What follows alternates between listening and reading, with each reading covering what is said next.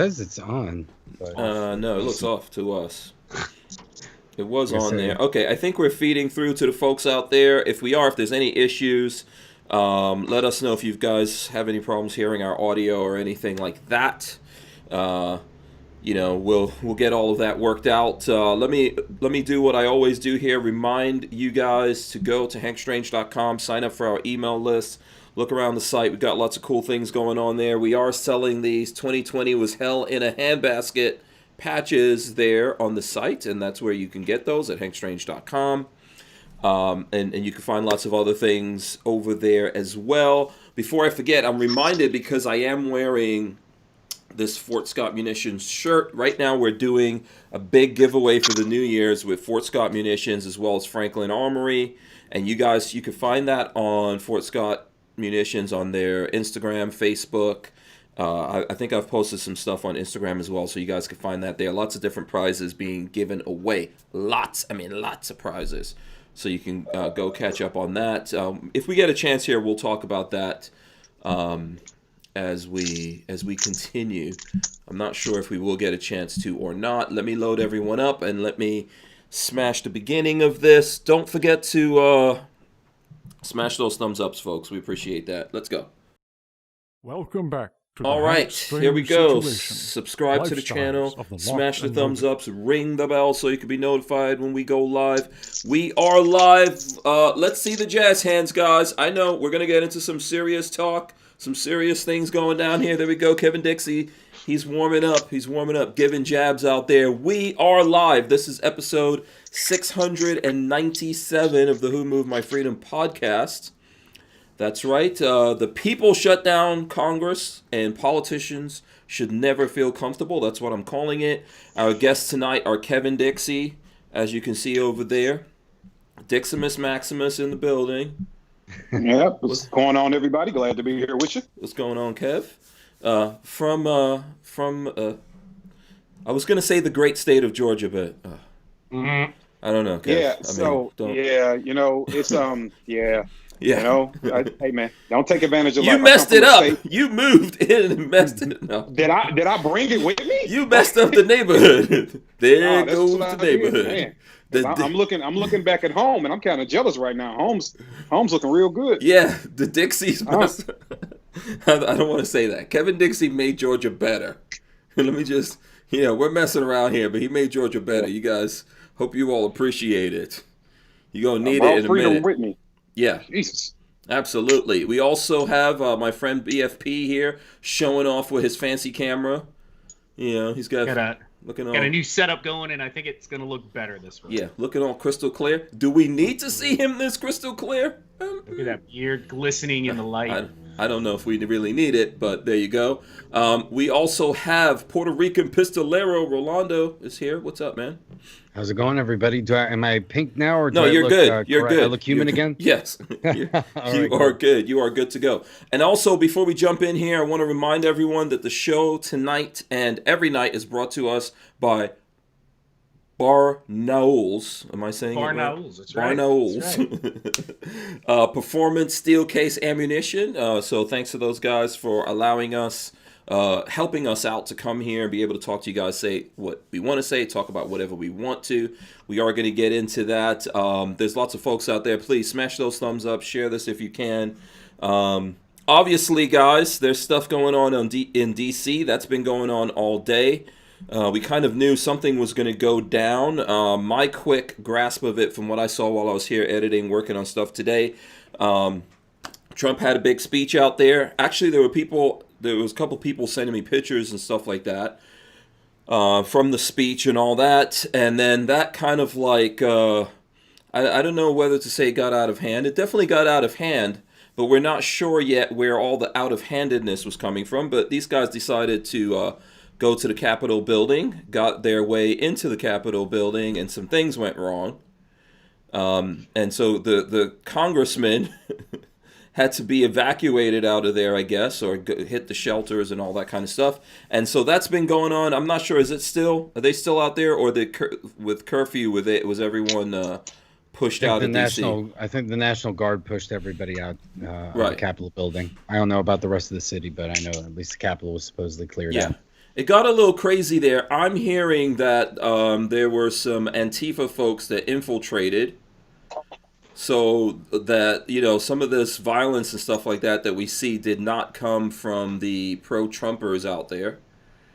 So, and there's a lot of different news. I heard that from Guns and Gadgets. I was looking at some footage of people who were there. They were saying that. So we're going to talk about that, all of this, what you guys are hearing, what the folks out there are hearing, what you all think about this happening. Who wants to take it? Who wants to go first?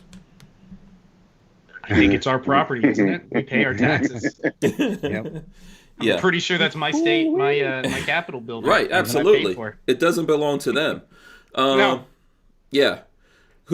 Kevin Dixie? I'm sure you've sparked up a stogie or something here. So yes, I had to have a stogie for this day in American history. So right, there is a duality here, right? Mm-hmm. There's one side of me that is going to say this: politicians should not be comfortable. Mm-hmm. They should not think that there are no consequences for what they do. We pay their salaries. We pay for that property. That is American property. Are you charged with the maintenance and care of it? Sure, but it does not belong to you no more than it belongs to me in totality. So yes, do I agree with Americans speaking up and standing up for themselves? Absolutely. Mm-hmm. Do I have an overall issue with American patriots doing whatever they feel like they need to do to make their voices be heard? No. But then there's a hypocrisy of things. So for example, when the Black Lives Matter protests were going on, mm-hmm. Now everybody knows, if you don't know how I feel about Black Lives Matter, the organization, by now, you'll never know. That's not a secret. It's why I can't go live on Instagram Live now, because I said something about them that wasn't appreciated. However, there were confirmed agitators placed into that crowd, right? I'm not saying that the people there still weren't acting a complete ASS. I'm not saying that they didn't burn and loot. They get no excuse for that. However, there were people that planted themselves. I'm not going to say like. I think for sure. Is there anyone here that is in doubt that the real Black Lives Matter protesters were infiltrated? Because I'm not in doubt of that. Oh, yeah. I'm pretty sure. Antifa, man, look, Antifa and other little small orgs, Ben took that over. That's why I put up a joke today. Like it was a Black Lives Matter and a Trump supporter clash in Los Angeles today. And I was like, it'd be kind of nice if you start seeing black people at these Black Lives Matter things. It'd be kind of nice. Yeah. But you don't. But that being said, the hypocrisy comes from if there was, and I'm not going to argue that either, could there have definitely been some Antifa agitators placed inside of a crowd of that size? Absolutely. That is realistic. That can absolutely occur. But does it take away from what happened? No. Did the agitators themselves do that alone? No. So we have to be able to look at things in their totality. The other thing I want Americans to realize is just how, because we see already people are saying, see how the media is doing this and how the media is doing that. Well, two things to understand. One, I'm going to need for Americans to know that the Capitol building is not the White House. So I saw a lot of that going on today where people thought that the Capitol building was legitimately the White House. We're going to have to revisit that and talk to Americans about that. That's one, too. A press against the White House like this would have different outcomes, and it should. Different outcomes. Yeah. Mm-hmm. Now, when it comes to the hypocrisy I'm bringing up, when other peaceful, let's take the peaceful sides of both sides, right? The peaceful sides. When the peaceful sides of Americans are protesting, they are told that, hey, you just need to obey the police, you need to do as you're told, that you won't have these problems, the cops are good, the cops are great. And then you look today, the same protesters are cops in red coats. You are standing with the government, with helping them steal the election for President Trump. You're helping with government corruption, hiding things. So we have a consequence for you with that. And so you have different Americans looking at different things, both blaming the system, and both sides point inside with that same system against the other side. Like, for example, the people that were protesting 2 months ago are now pointing the finger saying, oh, I can't believe you were treating police that way, and not being sarcastic about it. I'm like, well, hold on. Because just 2 months ago, you were all about nothing bad can happen to a cop. Do whatever the hell you need to do, punch him in the face, run him over with a car, throw bricks at him, piss on him, and all this. And now, all of a sudden, you want to help make these people look more horrendous by saying, oh, my God, they're yanking a barricade out of a cop's hand. And then the other side, 2 months ago, were like, oh, just listen to the cops. Everybody's your friend. You guys overreact. And then now the cops are redcoats. America is not going to heal itself unless we get rid of hypocrisy and understand that we, the people, even though we're going to disagree about stuff, that we, the people, need to understand that our fights might be different, but in the end, they're the same because we're all asking for freedom, whether you like the way the other side is conveying it or not. So that's what I like to say. Now, I will say this. The iconic, and I understand that he's supposed to be an Antifa troll or plant or whatever, but you got to give a guy props that wears like a bear skin with a Viking helmet and stands. Like, you know, that is, damn, that's saying something. But that's how I feel about it, man. And I think that we need to get over the hypocrisy. But overall, Americans standing up for what they believe in, doing what they feel like they need to do, making their voices be heard, dishing out consequences to politicians. I can't say I disagree with that. I can say it's unfortunate that the young lady did get shot today. I heard she passed away, and then I also heard she's in critical condition, but, you know, the best for her. Do we know who that is? She was a Trumper, for lack of better words. Okay, but, so that's confirmed she was a Trumper, not like someone planted in there or whatever. Well, we don't know. We Yeah, just we know don't she know. was holding the Trump flag. I mean, who knows? Yeah. We no telling what reports are going to come out, right? But, you know, that is unfortunate. I understand it was chaos. It was, you know, a bunch of stuff going on, but, you know, somebody being shot and seriously hurt and or killed is never a laughing And matter. lots of people, yes, that's one, whoever came close to losing their life or did lose their life out there, you know, that's a completely different situation. That's a human being with family, parents, all that kind of stuff, brothers and sisters, I'm sure. So, you know, that's a whole different thing. And like we say, when all these things happen and it's unfolding, we don't know everything. We definitely cannot trust what the media is giving us. We definitely, last night, in my opinion, had a repeat of what we had on election night. November 3rd happened again last night, you know, where we're looking at these stats. Did you see the stats of the oh, look at that. Now they're in the lead. Yeah, it's amazing how that works. Yeah. So, you know, there's that. One of the things go ahead. The thing that's most frustrating to me are the people on the opposite side who are pretending like nothing's wrong with the country at all. And maybe it's just like, look at all these children protesting, and I guess it was the same was said for others in the past, but it's like, let's just pretend like nothing's wrong. So if folks are listening to us around the world, and people do actually listen to us and watch us from around the world, believe it or not, there's at least 2 or 3 people in a different country that are watching us. Actually, there's people like in Australia, New Zealand, all kinds of places that watch and listen to this. Basically, what was happening at that time, right? There was they were trying to they were trying to do the electoral votes or something like that. Correct. There was debate and all that going on about this. There were some Republicans that were protesting the vote or refusing to accept different votes. This is what's happening right now in America. And the thing is, if you listen to sort of folks on the left and the news media, they're like, oh, nothing went wrong. Nothing happened wrong here. This was all good. There wasn't any kind of like voter fraud or anything like that, even though it's very clear that something has happened and we're not taking the time to investigate it. We're going to bulldoze right through that, and then we're going to expect people to just take that as, well, this is what it is from now on.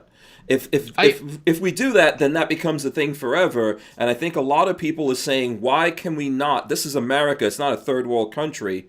Why can we? Well, maybe, you know what? It is a third world country. It's whatever. turning into one rather quickly. Yeah. Well, so why are we doing that? Go ahead. Well, I think we shouldn't be surprised because it has nothing to do with being a third world country. It has to do with being a country that's run by humans. Even the Roman Empire fell.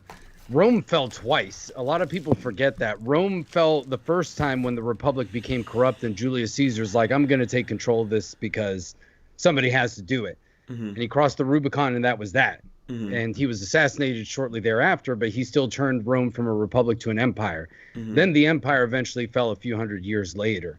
So it's not unprecedented to see this happen. And honestly, I don't know why people are so surprised. What I saw today was what I thought was an inevitability, really.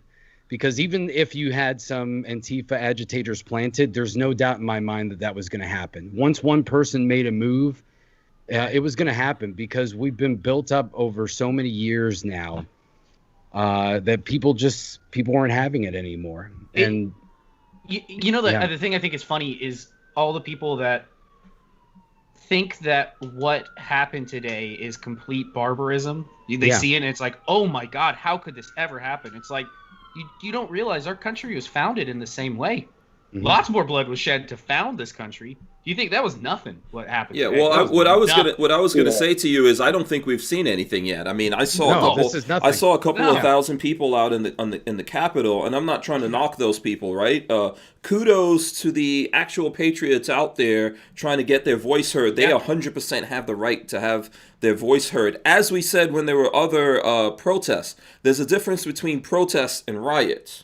Yeah, there's a difference between getting your voice heard and then resorting to violence. Right? These are completely different things that are happening. I felt when Kevin's talking about the hypocrisy, I feel like, what's the standards that we're going by here? We don't have to agree.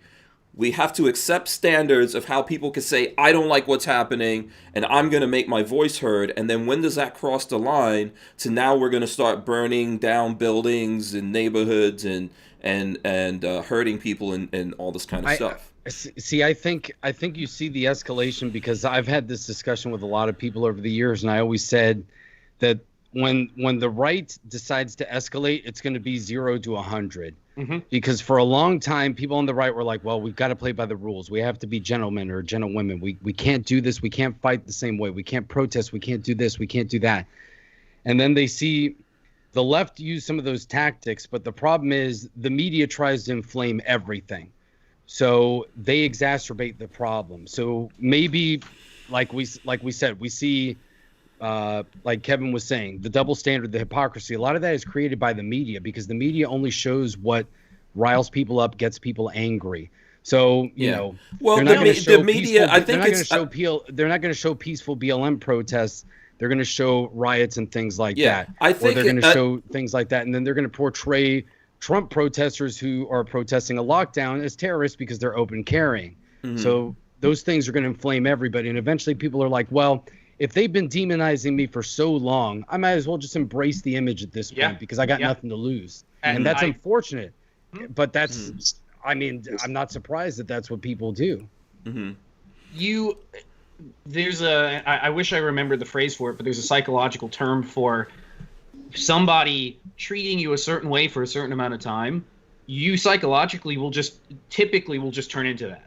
Like if somebody tells you you're a bad person, you're going to do this for 10, 15 years, you can just turn into that because you're like, well, I don't know any better. People tell me I'm bad. I am. This is what I am now. Yeah. You know? Or they embrace it because they think they got nothing to lose. Yeah. They're like, if everybody thinks I'm this bad, then I might as well just do whatever they say that I am because I got nothing to lose. Yeah. It doesn't matter what I do. Right, Kevin, you were trying to make a point here. You're trying to. No, I was agreeing with the guys. You know, it's kind of like, you know, if you keep getting accused of cheating and you know you're not doing anything, might as well do it, right? You're like, you know, what the hell, shit, man. All right. If I'm gonna pay the price, I might as well be the vice. Exactly. Might as well, he's looking pretty good. I also think that. See, and when I'm watching these kind of things unfold, right? Mm-hmm. And I'm looking at it and I'm like, okay, I understand this is because you know there was definitely let's get this out the way. There is cheating in every election, every last single one of them. This one was amplified, given, okay? It was definitely amplified. So do I agree with cheating? No, right? I don't even know if I'm smart enough to say we can build a perfect system for voting to make sure there's no fraud. I'm not maybe the guy to do that. But I get why people are upset if you feel like something's been snatched away. But here's something else that I want to say about that too. Hold politicians accountable. I'm all for that, period. You know, I don't trust none of them. However, I have to ask this question. At what point do you turn and look in the mirror yourself? Mm-hmm.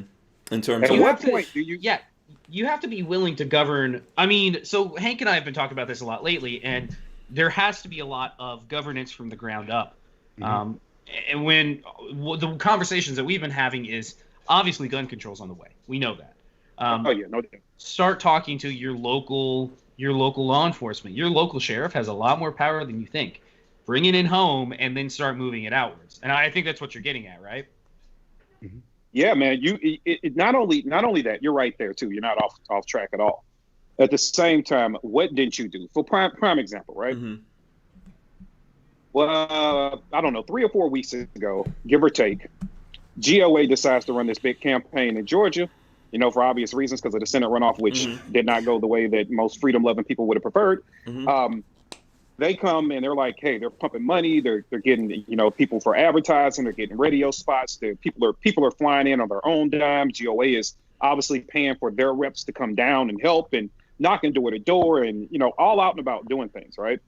And then I show up to an event here in Smyrna, Georgia, which is basically Atlanta. And then Rob Pincus shows up to an event in another large city in the area, Savannah, Georgia. Okay. Well, 4 hours away. So another large area in the state. Collectively, the amount of people that showed up, if you were not counting staff, was 14 in 2 cities. 14. Some of the reporting that I had read today after the election was over was the amount of grassroots door knocking, phone calling, all of that was well above what any Republicans did. The Republicans just sat and let this happen. You're talking about the grassroots stuff on the left. Yeah. One guy was saying that he got 4 knocks within the same day from Democrats saying, hey, are you voting for so-and-so? Are you voting for Warnock or whomever? But see, here's where, and some people may get upset when you say this, but this is just the reality. You can't have it both ways. The president can't say that this all happened and then expect people to then trust enough to go out and vote, especially when they see that the Republican Party was not backing up the president. So it's a catch-22. You can get mad that the Republican Party didn't do enough because they didn't. But at the same time, it was set up that there was no way that they could have won this. There really was no way. I don't know if we've talked about this before, but the term accelerationism, have we ever talked about that here? Of course. I think that some people said, let's just have them take it all. Fuck it. So that people are punished, and then they figure it out the hard way. And I think because many of us are prepared to go, right? Everyone else can just go, forget it. Like, they're done. If they didn't prepare, they're screwed. Yeah, I think there are a lot of people out there saying that, but let's not gloss over the point I think that Kevin was trying to make. There were probably more people going into Georgia from outside of Georgia who were concerned with what's happening in Georgia than the people who are actually in Georgia being concerned about that, right? And man. Regardless of how you want to look at it, there's technically a lot of people who think they're Republicans or who think they're conservative or think they believe in the Constitution, think that they're pro-Second Amendment, whatever bucket you want to put people in generally that are on our side, there's a ton of those people in Georgia. Otherwise, then this is just the reality of what's happening there, and the folks in that bucket in Georgia are pretty much in apathy, and then on the other side, those guys are not in apathy. They came out and they voted. They got what they wanted. That does, I agree. It's going to be a terrible thing, but hey, those are the people who came out and voted and did their thing. Let's also not look at it was pretty close. So when you come out and Donald Trump says, look at this terrible omnibus bill that they're passing, and they're only going to give you $600, and the other 90% is going to go to special interest groups in other countries. And he's like, you should get $2,000. The Democrats say, hell yeah, let's give them $2,000. The Republicans and Mitch McConnell say, absolutely not. Not only are we going to give you $600, we're still not going to cut all the spending in the bill. So we're going to spit on you twice. And that's how a lot of Republicans said that they felt. They said, look, I'm not a big government person, but the fact of the matter is the government created the lockdown situation and forced me to close my business, and now the government is not giving me money to do it. So even if I'm not a socialist and I don't believe in UBI, one side is telling me they're going to give me $2,000. You're telling me you're not going to give me anything. Why should I vote for you? And that was enough. That margin was so small that you can't tell me that that's not part of it what caused it. It's human nature. It's human nature. Do you guys have you ever planned to do something in life that was like a long-term plan or a big plan, and in order to achieve it, you created a strategy, right? A plan to get to that goal, right? Something long-term might take you 5 years to do, right? You build up. And so I think that another mistake that the right made in this particular situation in Georgia, because I'm here and I can see it, is they didn't think strategy. One, let's take Loeffler, for example, right? Loeffler was appointed. She's never ran a campaign before like that. So that was, she was already going to be kind of behind the the 8 ball when it came to that. Then she wasn't also, not to cut you off, but she also wasn't very good at, even when I saw her in the campaign stuff, she wasn't very good. Yeah. Nope. It is what it is. And it was, even though it was still closer than a lot of people expected it to be, because I was just like, I don't think this lady's going to beat him. But here's why, another huge reason, not the only reason why she lost this area. Strategy, people. Sometimes you got to know when to shut up. You are a part owner of a WNBA team. You put out an unsolicited, and this was this year, you put out an unsolicited response to the players wearing Black Lives Matter, the women who at that time were mainly protesting on behalf of Breonna Taylor. They're women, right? You are in Fulton County. It's Atlanta. You're running for a Senate seat. Fulton County is going to have a lot to do with that. You decide to stand against it. And then on top of that, you understand how politics is going to work. And when campaigns get ugly, not only can they take your ill-advised statements from that, then all of a sudden they start brandishing you, these pictures that you took with this dude that was a Klansman and all this and that, right? So if you put the two together from a strategic standpoint, did you want to lose? Did you want to lose? Even if you took a picture with somebody and you really didn't know who he was, let's just say she claims that. When you were standing up, when you know you're going to need the vote from this area, flat out, do I have to tell people how many Black people live in Atlanta? Like, you don't do that. Then you also have to understand that Atlanta is a city that is full of successful or an aspiring Black women.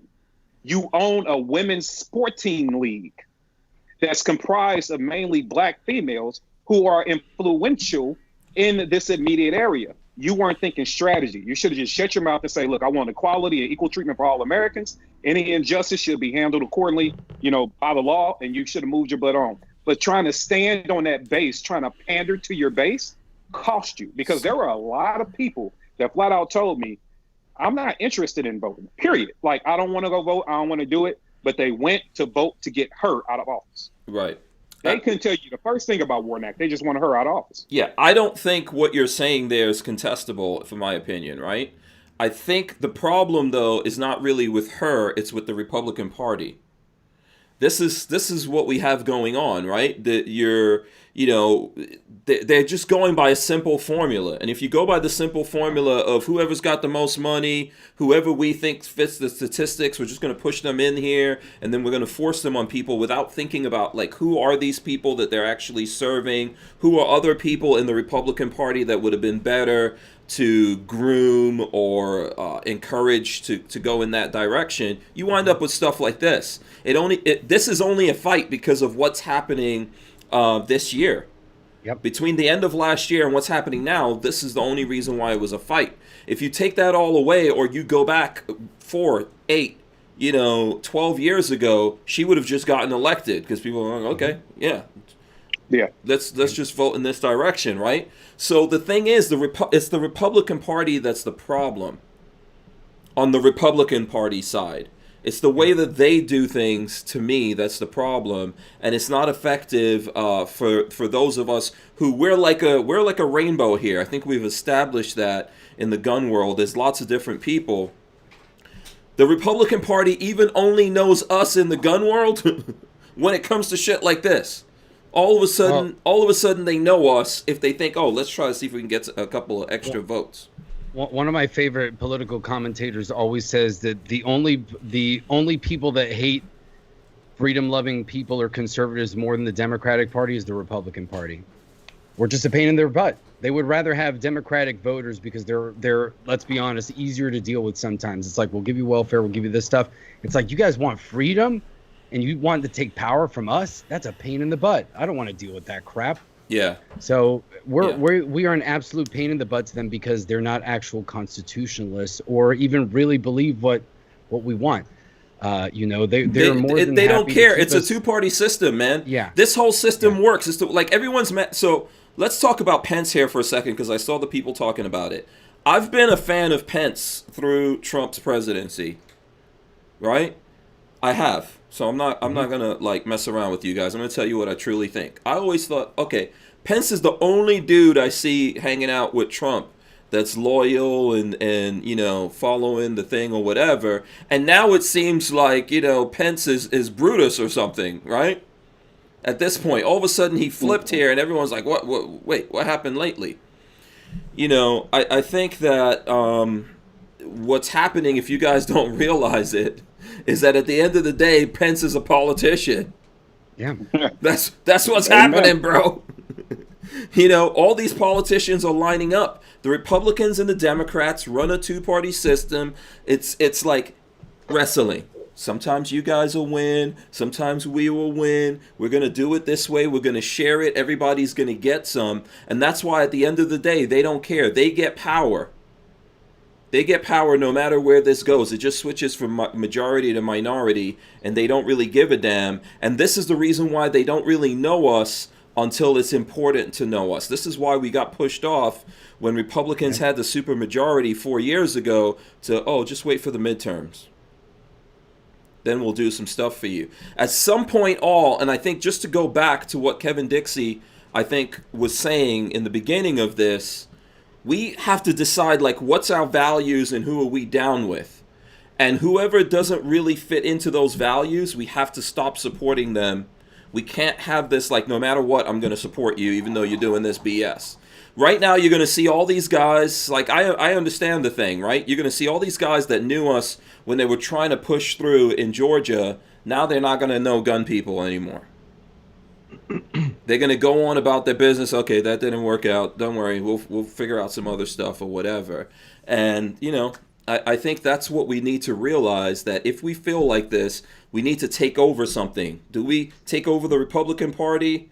Do we go look at some other party and take it over? Do we form a different one? We've got to figure out what we want to do there. Babyface, I know you were into ordering dinner. Okay. Yeah, I don't know the answer there. I don't know the answer there.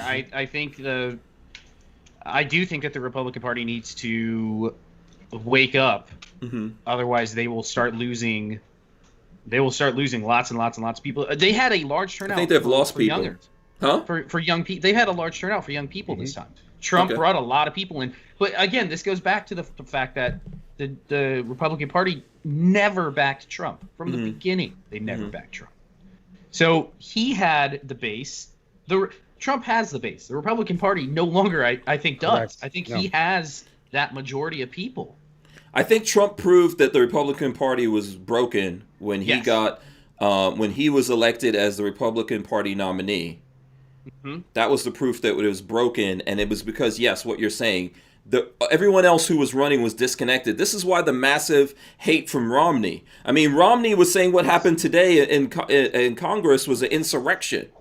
Yeah. Okay. Yeah. Biden was out there saying these people are. I don't know the exact words, but he was saying these are like thugs and, you know, whatever he was saying about folks, which he wasn't saying that when people were out protesting, and his party was encouraging folks to go out there and protest, and while at the same time some other people were out there rioting, right? That wasn't being said at the time. Be careful. They better be careful, because Biden is known for building prisons for you. Ask me how I know. So is Harris. Oh yeah. Harris is good for putting you in them. So he builds it. That's right. Let me shout out some people. Trenchwork Chronicles is in the chat. Prison. Trenchwork Chronicles is out there. He says it's Rand Paul or nothing in 2024. Shout out to Antonio Okafor that's also out there. I don't think it's going to happen. I hope. Well, I don't know. The media hates Trump so much. I don't know if the Republicans would ever let him run again. Like, I don't know if they will actually let him. They wouldn't. It wouldn't be letting him. It would be that he'd have to take it back. Why does Trump even need to? Like, where? Like, let me say something to you. Did you ever hear this saying, "Don't cry for me, Argentina"? Yeah. Yes. Okay. No, I agree. So, America, you don't need to cry for Trump. No. He's a billionaire. He'd be all right. You are the ones who are going to suffer. Clearly, he has the base to push into 2024 if he wanted to. But they're going to silence him as much as they can. He was already president, bro. He'll never get it. But he was already president. He's going to get a library. Why does he need to even... What does he need to do? I think he actually had a chance to at least have a decent campaign until today. If he wanted to rerun, possible. Until today. After today, what do you think? Where do you think Trump messed? Do you think he messed up something today? You think what happened today is Trump's fault? No, it's not. It's not necessarily because he's been on this. He's been fighting for his job. And staying in office for a while now. No, I think it was what happened today. Mm-hmm. It was the Capitol building. Because can you imagine when he reruns, if he rerun for president, how the images of today are going to be cropped into ads? You know what I mean? Like, can you imagine that campaign against them? So I think today and the actions of today, from just a strategic standpoint, when you start looking at running again for office and stuff like that, will make it, I'm not going to say impossible, but make it extremely difficult. And I think to Babyface's point, why would they then put him as the guy to represent the Republican Party?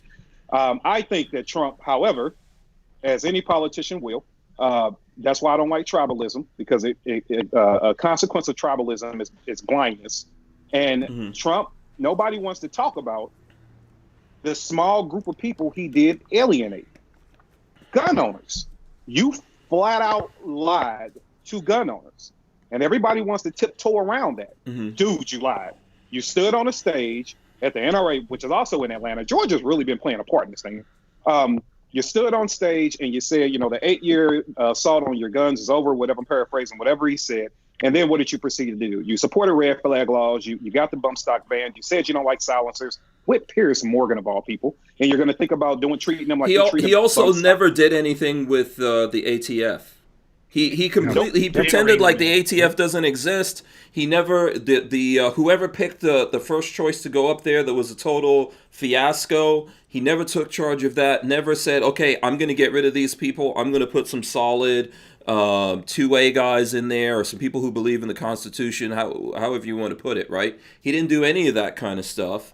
I think that from the beginning he was caught up in other things. And look, I like Trump. I'm just telling you guys, I voted for him. I like him.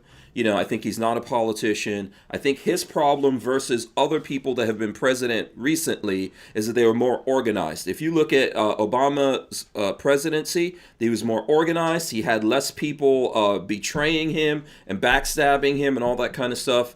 As we're saying here, Trump's problems the whole time has been the Republican Party, and that he's not a politician, and he doesn't understand the game. And they also figured out how to just keep him running around in circles, looking at the wrong thing and paying attention to the wrong stuff. Yep. I give him kudos for being having a backbone, being a man, and standing up here and seeing that there's BS going on. And I think he's fighting the good fight. I believe in that. At the end of the day, though, I have a feeling that when he feels like, okay, this is the end of the good fight, he's going to be gone. I don't think we have to worry about that. I think he's going to go about his business because he's done what he needs to do. Right? And we're going to be the ones left here trying to figure all this shit out. I think the only wrench that goes into that is the fact that you're seeing not the feds, but New York State is going after him for some crazy financial stuff. And unless he pardons himself, he may have repercussions with that, because we already know the whole, well, I'm not going to go after Hillary Clinton after the election. Trump did that. The left, I don't think, will do that. I think Trump will absolutely, especially after today, they will absolutely try to go after Trump in court. Maybe Biden won't, because he's going to be like, well, can I make a prediction? Can I make a prediction? I think New York State will. I think they absolutely will. Can I make a prediction? I'm going to say that any politician who knows what they're doing and has any sense, so I'm talking about Democrats, because Republicans don't know what they're doing and don't have any fucking sense, okay? The ones who do, when Trump finally gives up the ghost, they're going to leave him alone. You do not want to bring any of that back up. If you have any sense, you do not want to go forward here and bring any of that back up. Trump's not broke. He's not broke like other people. He could keep fighting this. There's a thing called discovery. There's all kinds of stuff. I think at the end of the day, they're going to leave it. It's the same thing that made him just leave Hillary Clinton, because she was the first lady. Her husband was president. I'm not telling you that I agree with what they did, but when he became president, They showed him the books that says, yeah, here's all the aliens, this is where they're at, how they are over, whatever you think, and he chilled out. The only reason I would disagree with you is because what we've seen over the last 4 years is absolutely unprecedented, where you see the impeachment process, everything that happened with Russiagate, the election itself, everything has been so the lockdown. Do you know why though? Do you know why? Well, because of him, but do you because think what Trump did has never ever been done before. No one could take away Trump's place in history. He did something as a president that no other president ever did. I'm sorry. Every other president we had was a politician, including Reagan. Okay, and they were established. Trump, if you look at Obama, he was at least a senator for like a couple months.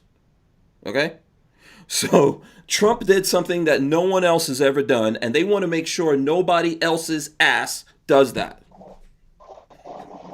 That's why they would set an example of him. You're talking to a guy. I grew up in New York with Trump. I grew up in New York with Trump. Okay? And the thing that I'm telling you is that all of this stuff that has happened in the last 4 years and things that have been said were never said all of this time. I remember there were people who weren't happy at Trump. It all had to do with Atlantic City casinos, old ladies getting kicked out of their homes or whatever with eminent domain. None of that ever happened.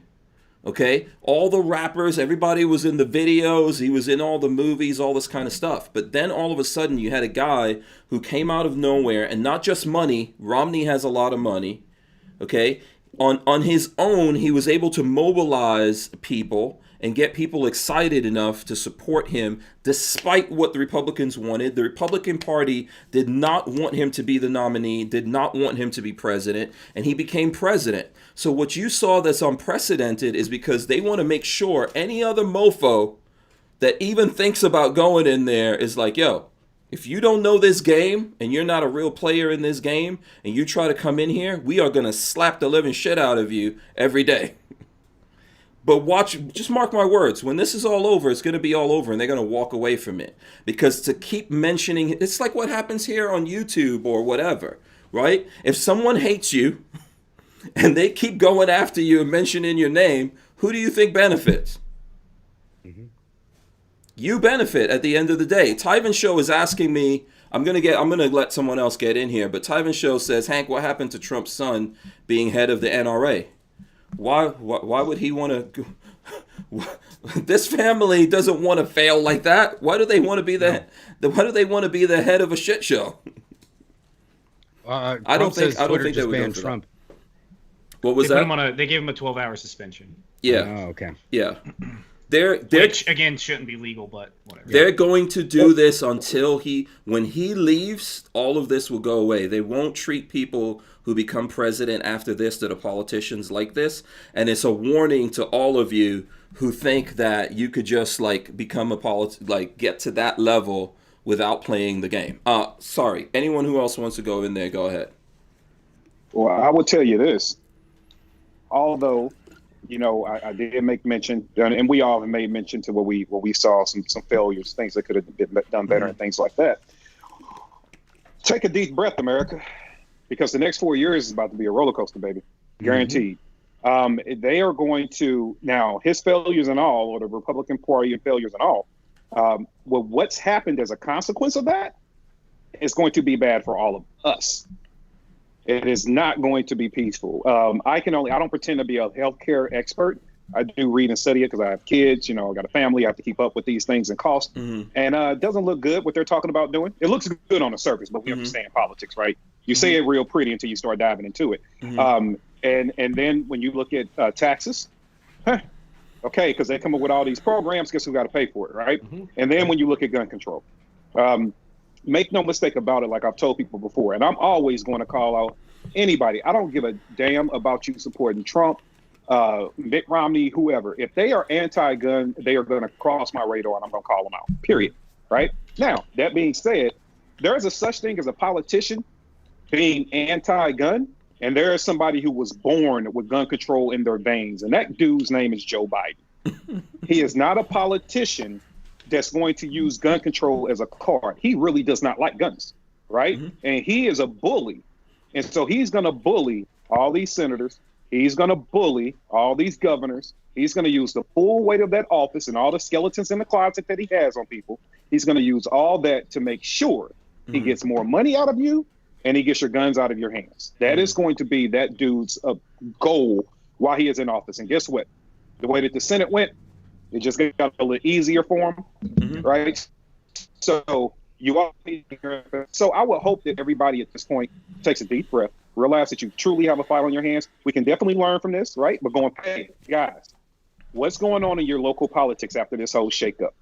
What mayors and governors can you help get in place, right? Because right now, a governor might be the only damn thing that saves you, right? Governor, your sheriff, your sheriff, your local your politicians, sheriff, your state senators. Each state has its own constitution. Sorry, Kevin, I didn't mean to cut you off because you're actually like dropping wisdom right now. But go ahead. Yeah. So I would just say to all those elected officials, especially the ones you should be monitoring them anyway, but especially the ones that are coming up in the next 2 years.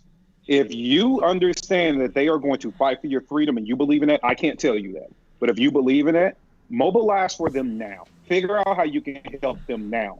Start holding them accountable for their shortfallings now. So when you do present this candidate up in the next couple of years, it's somebody who is at least polished, somebody who understands the will of the people, and you can help put them in place. But to sit back and just say, okay, we're going to get punched in the face and not go back, lick your wounds, bandage your hands back up and get ready for the next round of fights, is going to make the 4 years even worse. So please, for the love of God, when you learn from this, who can you support going forward to put them in place to at least keep this stuff at bay, right? To at least keep it at bay. Another thing I would just like to say is this. Hey, America, I hope one day you wake up and realize that whether they are Republicans and whether they are Democrats, this whole two-party crap, they are not looking at us like we are equal and we deserve a seat at the table. Okay? They are not. So when you're done fighting for whomever, that is your freedom and your right, I hope you understand that the people you are arguing and fighting with, that neighbor, that guy down the street, the person you had road rage with, that is that we are all in the same pen, and they're making us believe that all the shit is different and tastes good, right? So I'm telling you now, we the people is not something that was said by accident. It's a reason that we the people are supposed to align. We're going to argue. It's a reason we're supposed to do that, because right now we've given all the power to them, the government. We spend more time fighting over what the government says and how the government feels than we do pouring into each other and making this country a better place. We spend more time talking about how the media is separating us, but hold on, aren't you watching the media? Aren't you regurgitating what they said to you? So is it the media's fault for being the media? If you can call them out and say that that they're full of crap, then why are you still allowing the media to influence you about how you feel about the person that is in the same bad spot as you, right? So I just hope people wake up and grow up. And another thing too, last thing, and I'll shut up. Hey, the next time we decide to do this whole Black Republican thing, can we do it better? I don't even know what that means. Because that was the birth of the Black Republican right when Trump started to run, and all these big social faces now that were Black community this, Black community that, all these different personalities and stuff. Let me tell y'all a secret. I'm telling you this because I grew up in the area, and I'm not saying none of you did. Hank, obviously you grew up in New York. Rolando, you're absolutely a minority, and Babyface, you're just Babyface. So if you grew up in these areas where people, you're used to let's just say the left, you're used to their politics, you grew up under them and stuff like that, and you kind of understand how it works, right? So me and countless other people are saying, hey guys, look, as far as freedom goes, not a political party, as far as freedom goes, this is where I can tell you for the last 20, 30 years, you've been making a mistake, right? So let's see if we can fix that. And what do? We got the birth of this whole pandering kind of thing, this Black Republican thing that everybody thought was going to work, and they're going to free the minds of 42 million Black Americans, and all of a sudden we're going to sway the thing, and there's going to be a red wave and all this and that. Let me tell you something. If you really care about your fellow American, black, blue, red, brown, whatever, you will care about their issues, and you wouldn't send puppets in to talk about the issues that are going on with them. You will really have a seat at the table, and when you are going to send somebody into a political room to have a discussion about a people, just because they look like those people don't mean they're about the culture. What the Republican Party allowed themselves to do was to get loud voices with no movement. They allowed themselves to be, they started to use it as a feel good to the community. And what happened is a lot of those personalities became bigger than what the mission was supposed to be. So then it became about sounds like the them, NRA you're describing here, but yeah. Well, it's a mirror, a microcosm of that. Yeah. The next time that they decide to do that, I would say, don't focus on labeling somebody a thing if you want them to penetrate into different communities and get focus on what's true. And then allow people I'm gonna say gas those people up, but give them the resources to go out and spread the good word. Because this whole thing, I've been telling people that forever, like, oh man, because you have 30 new social media stars that erupted and like, oh, we're going to be in a Latin community and a Black community and for women in it, and then we're also going to support Trump in the process. How did that work out? I always hate stuff like that, man. I'm just trying to tell you, I'm proud to be what I am, right? I'm proud of that. I talk about it all the time, but what I'm the most proud of what I do here, like we don't even think about that when we do shit around here. I think it's who we are, and we're gonna be who we are. But finding things like that, all you're doing is checking boxes. You're not looking for the people who have the true passion, the people who really believe in it, the people who are gonna do it no matter what. The people who are gonna keep fighting even though they're taking blows. But this is the problem that we have when it becomes a system, right? Anything that's a system, the two-party system, the political system, all of these things, this is how it's going to work, right? Because everyone's just going to game it, and as long as they get what they want when they retire, they'll be good. Nancy Pelosi, all these people, if they ever freaking retire, they're not even planning on living in America, right? With whatever they do to it. So, and I think it's the same thing with a lot of Republicans out there. They don't really care. We're the ones who have to live here, and our kids have to live here. Babyface, I'm gonna let you jump in, and then I'm gonna take someone's comment from here. We could talk about that. No, go for the comment. I don't have anything good to say. Okay, all right. What about you, Rolando? Did you? No.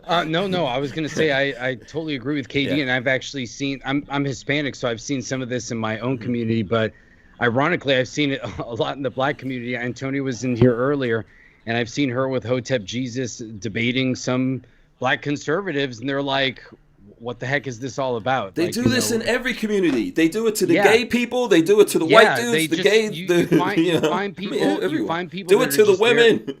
You find people that are just there for the grift rather than people that want to just tell you the truth, or like, this is how I live. This is why I'm a Republican, because I believe in these things. But they just try to get a picture perfect, example of whatever they're looking for. That's why people say that's cool, but not the most important thing, right? And then sometimes when people are saying that, there's a lot of folks out there like, well, you're just racist because you're telling someone that this shouldn't be about that. I listen, we should be who we are. We should be happy and proud, all of us, to talk about who we are and what we are. But once you make it all about that, it's going to go nothing but there. Let me just get to this, because Jerry Parker had this question. I'm going to let whoever wants to answer this jump in before me. If Jerry Parker says if they can rig the national election, they can rig the local one too. How do you guys respond to that? Oh, yeah. Of course. We live in a banana republic. Well, I think the damage that may have been done this time is we're talking about a lot of things, and I see some people in the chat are.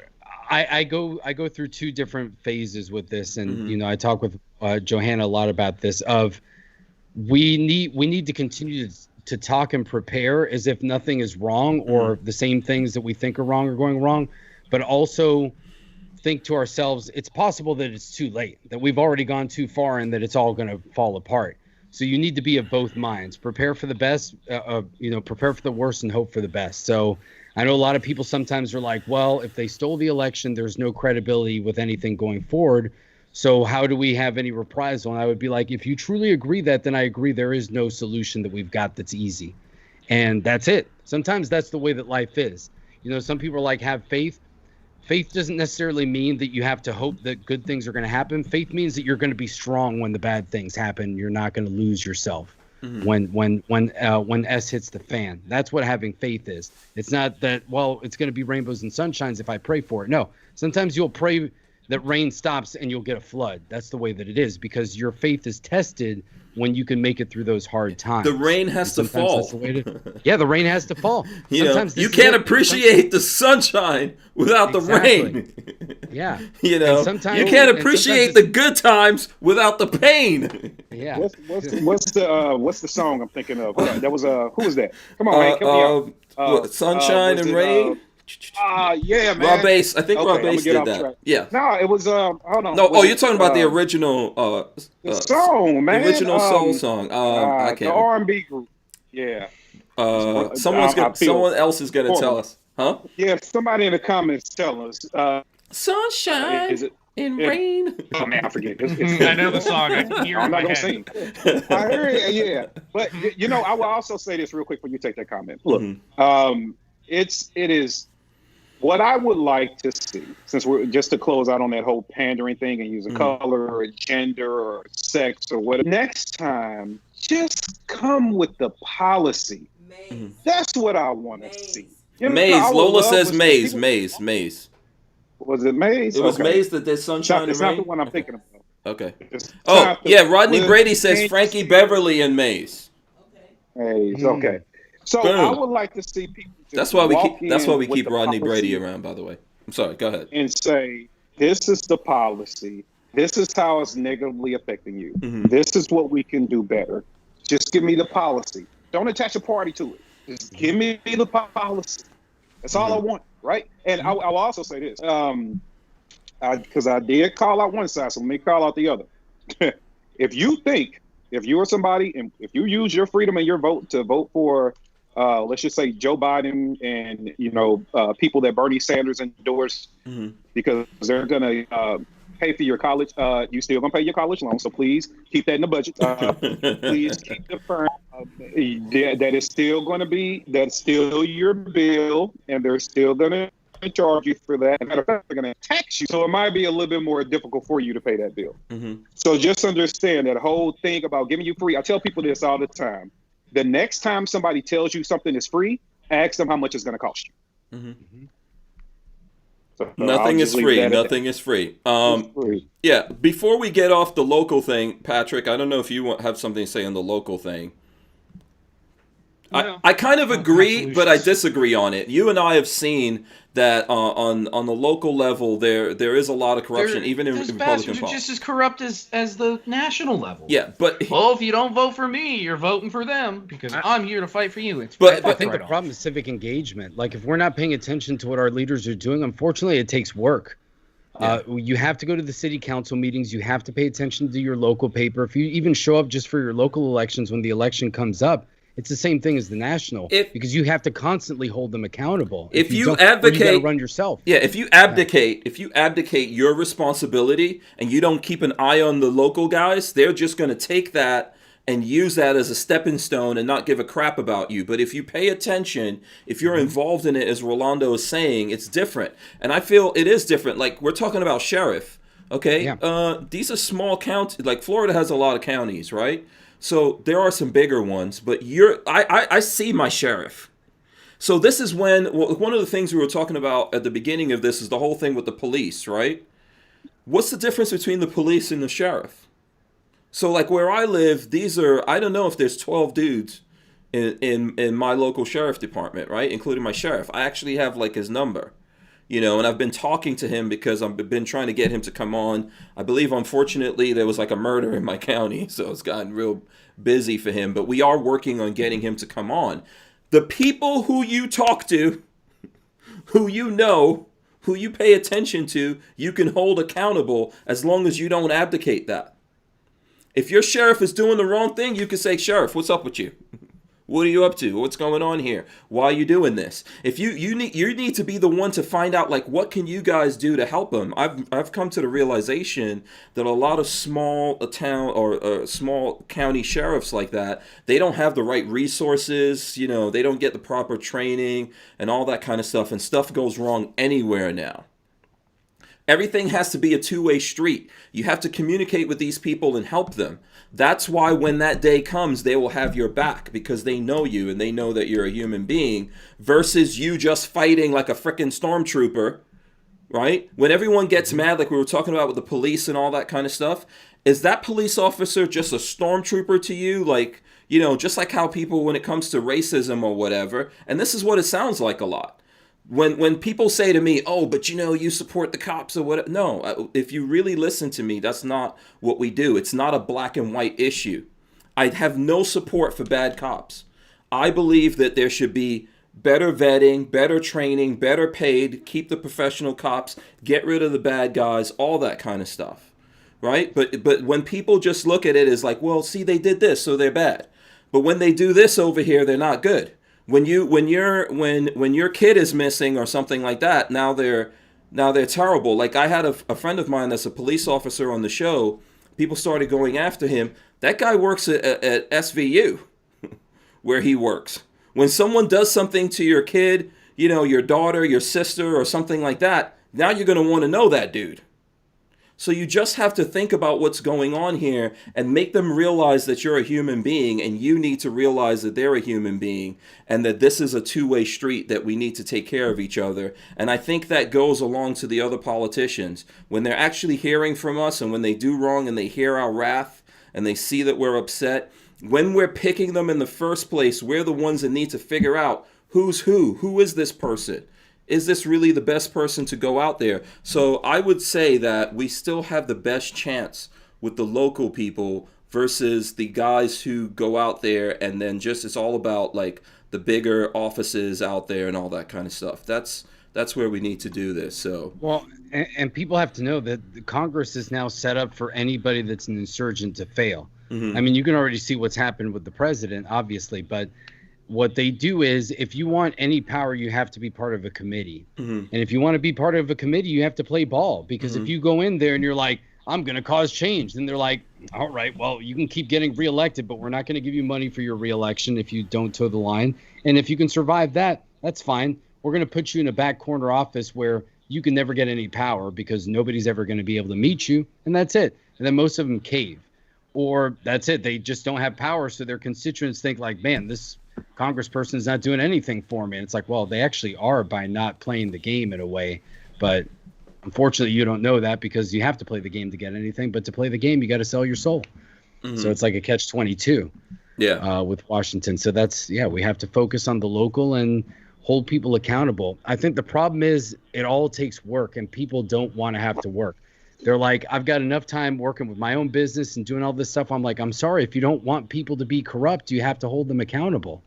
It's the way that it is. We don't live in a world anymore where you can just count on, like in the past, even in the past, a lot of it was a farce. We idealized a lot of things, but you could say in the past that people were more honorable. So they cared about honor and their word and dignity and things like that. Now, maybe a lot of it is BS that they just tell in stories now because that's what they wanted to portray in themselves. Even if that's not the case, you have to think people had more decorum back in the day. Nowadays, that's not the same way. So maybe in the past, the founders basically said, we're going to give you a lot of power and a lot of freedom here. But basically, if you guys aren't immoral people, it's not going to work. It's going to blow up in your face. If you guys aren't good enough and you start cheating, stealing, taking advantage of the power, it's not going to work out. That's just the way that it is. So I think people get too much power. I think Babyface dropped out. He probably will come back in. Yeah. I think he might have lost power or something on his camera. He's probably setting that up. Let me see. I don't know if he's still. Yeah, we'll probably get him back here in a second. All right. So let's go ahead. Go ahead, Kevin. I just wanted to address this last thing, and only because she's always a sweetheart. She's always nice, and so I saw this question. So it's Kathleen. She said, basically, I'm paraphrasing because I lost the comment. She disagrees with my stance on I believe the whole Black Republican thing. And do I think that is there anything that could have been, if the Republican Party would have did anything different, would the Black voters have done anything different? The only answer I have for that is this. I am just giving my opinion as a dude that grew up in an all Democratic area for 40 years. As someone who goes into a lot of these areas to do different community outreach and stuff and does not go with a political identity and has a worldview. I am listening and talking to these people all the time. Yeah. And so they are very open and honest about what they don't like, what they're seeing, and what annoys them. So it's not just even me. It's the fact I'm there doing other work on a regular basis. And these are the conversations that come up. So I'm not telling you something from, I'm just watching the internet. I'm living it. I'm telling you, this is what people are concerned with. And when now, are you going to have people that are going to be for lack of a better word, I'm not calling anybody stupid, but are going to be ignorant to certain facts, willfully ignorant even? Absolutely, sure. Absolutely. But at the same time, to not want to press someone to do better because somebody else might not take the correct action is lazy. So I'm not going to say I'm 100% right, but I can say from doing this for a very, very long time, from having these conversations where no political party has followed me for a long time. Hell, I'm a pro-gun dude that got invited into a room that I shared online with 30 anti-gun Democrats to have a conversation with them. I'm kind of hip and used to what people not listen to me. But as a black man that grew up in a Democratic area for all of his life, that understands the game, that is seen deployed, that's never identified as a political party, that sees what people talk about, that are in their living rooms, that are in the at the basketball court with them, that are having conversations with them, that are sharing a range with them, I am telling you what they are saying. Yeah. Period. Well, go ahead. And kind of on that same token, even Kimberly Klacik herself said that when she wanted to run in Baltimore for the GOP basically said, we're not going to support you. You can't win. So what kind of a message does that send to people in Maryland? It's like, well, the GOP doesn't even really care about us. They're not even worth trying. We're not even worth trying to win them over. Yeah. So when you don't even try to play the game, that kind of tells you a lot. I think they don't care. This, I think, happens on both sides, and it's probably going to hurt some people's feelings. But if you want an example from my point of view, let's look at Trump, right? If you're going to appoint people because they're cool or they're your friends to do a certain job, I don't know, let's say, those people all of a sudden become in charge of like public housing or something. I don't need the person in public housing to look like me. If he or she looks like me, or if that's a woman, I'm fine with that. I don't care whatever the things are. I don't care what they are. I care about, can they do the best job in that thing? Do they really care about this? That's what matters to me. If you guys remember, was it Omarosa or whatever? That whole fiasco in the White House came about because he put this chick that he was on a reality show with or whatever in there, and then it just spiraled out of control like a reality show because that's what she's used to doing. Then that's ineffective. How about you get someone who can actually do that job? I don't care what their skin color is. A white person could do a lot for black people if we could just get over that. If there's a qualified black person who really cares and is really passionate and willing to do it, I'm 100% with that thing. But if not, a white person could do that job better, then let them do it. Because now what you're doing is rewarding one black person and making all the other people of color suffer. What is the sense of that? This is what Malcolm X was talking about, right? This is what he said Democrats do, but I guess Republicans do the same shit, right? You're just gonna let me like dole out some stuff over here. Okay, I did things for people or whatever, but you don't really care about what they're actually out there doing, and then things don't get done. And this is why even that we're saying, like, okay, if you're president, you can't do everything. But if Trump or anyone who says they're pro Second Amendment becomes president, don't you think their very first action is going to be to do something about the frickin' ATF? If one of us became president right now, if Kevin Dixie became president and Kevin didn't do something about the ATF, I promise you, I will be out there talking shit about Kevin Dixie. Mm-hmm. Yes, you would. All day long. And text him. Yep. Right? So this is the thing. You need to. I care about the people who are actually going to do something about it. Mm-hmm. And I think that's where Jerry Parker says Ben Carson was over housing. I'm just trying to use that as an example. That still also became a fiasco, right? There was craziness with them trying to, like, what was he spending money on furniture for the, like, what does this have to do with the job that you took on? And because you're, like Ben Carson, super intelligent dude, right? Surgeon, very accomplished. I'm not trying to diss that guy. Yes, he is. But what actually got done? Yeah, why would you need a surgeon over housing, though? It seems like there'd be something else he could be doing. I don't know. You know what I mean? Like, I don't know if I can think about it, Kevin. I don't know. Something to do with a general, a surgeon. And our Secretary of Education, she doesn't have an educational background either. So it's like, what? Mm-hmm. Like, I don't know, man. I agree we are doing this nonsense to ourselves, all of us, not other people. Like, I get it. There are other people. And if it's a majority rules thing, then people are going to get what they want. And what we all have to do is make sure that we're insulated for when the shit hits the fan. Well, look at all the green movement people that were getting pissed because I think that the who Biden was going to put up for the USDA was like a former former member of the board of Monsanto. I just started laughing. I was like, that's great. It's absolutely incredible. I was like, the biggest like farming agricultural company that's like sold products that cause cancer, and he's going to be the one that you put in the head of the USDA. And you guys wanted the Green New Deal. I was like, this is incredible. I was like, this is the stuff that makes me laugh. Yeah. So, but that's how it always is. They always choose people that are like, yeah, giving them favors or who is friendly with them. I think Trump's problem is that if you're nice to him for like 5 or 10 minutes, it seems like he'll be like, man, this is a really stand-up person. I should put you in a good position. Sometimes that's how I feel like it is, because these people seem to like backstab him or just do stuff. Half the people in his cabinet just turned on him.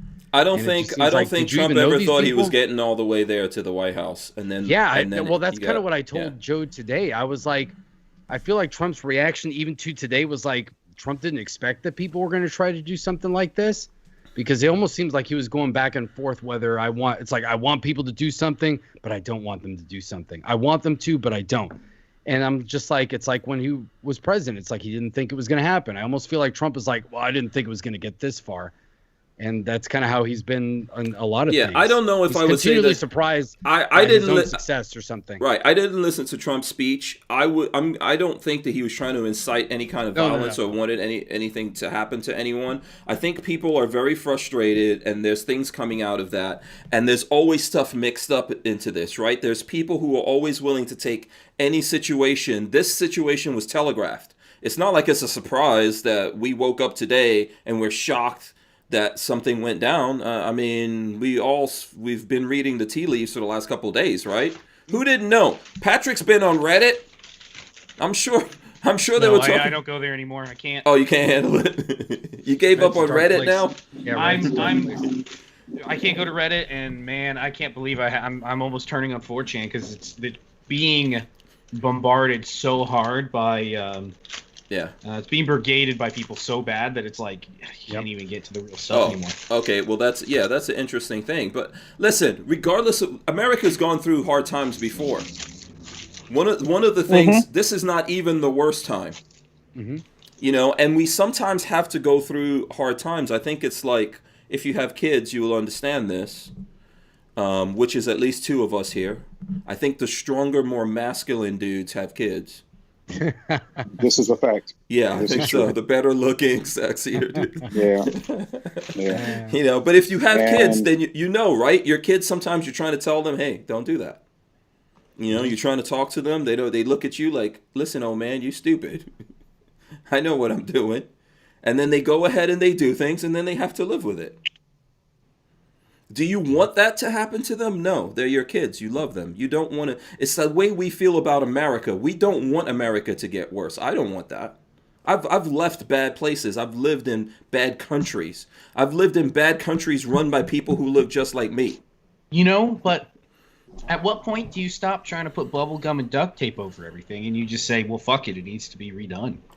We're really close to that, if not sitting on top of that right now. Brought back to the original concept of what it was, not this massive bloated behemoth that it is right now. Or people need to hurt so they understand why things are the way that they are. There's things that have to change. We say this all the time. There's things that have to change. There's things that shouldn't be the way that they are. But a lot of that is because of us. We are the ones doing that. We're the ones accepting that. We're the ones sitting back and taking that, well, and that's what we have to think about.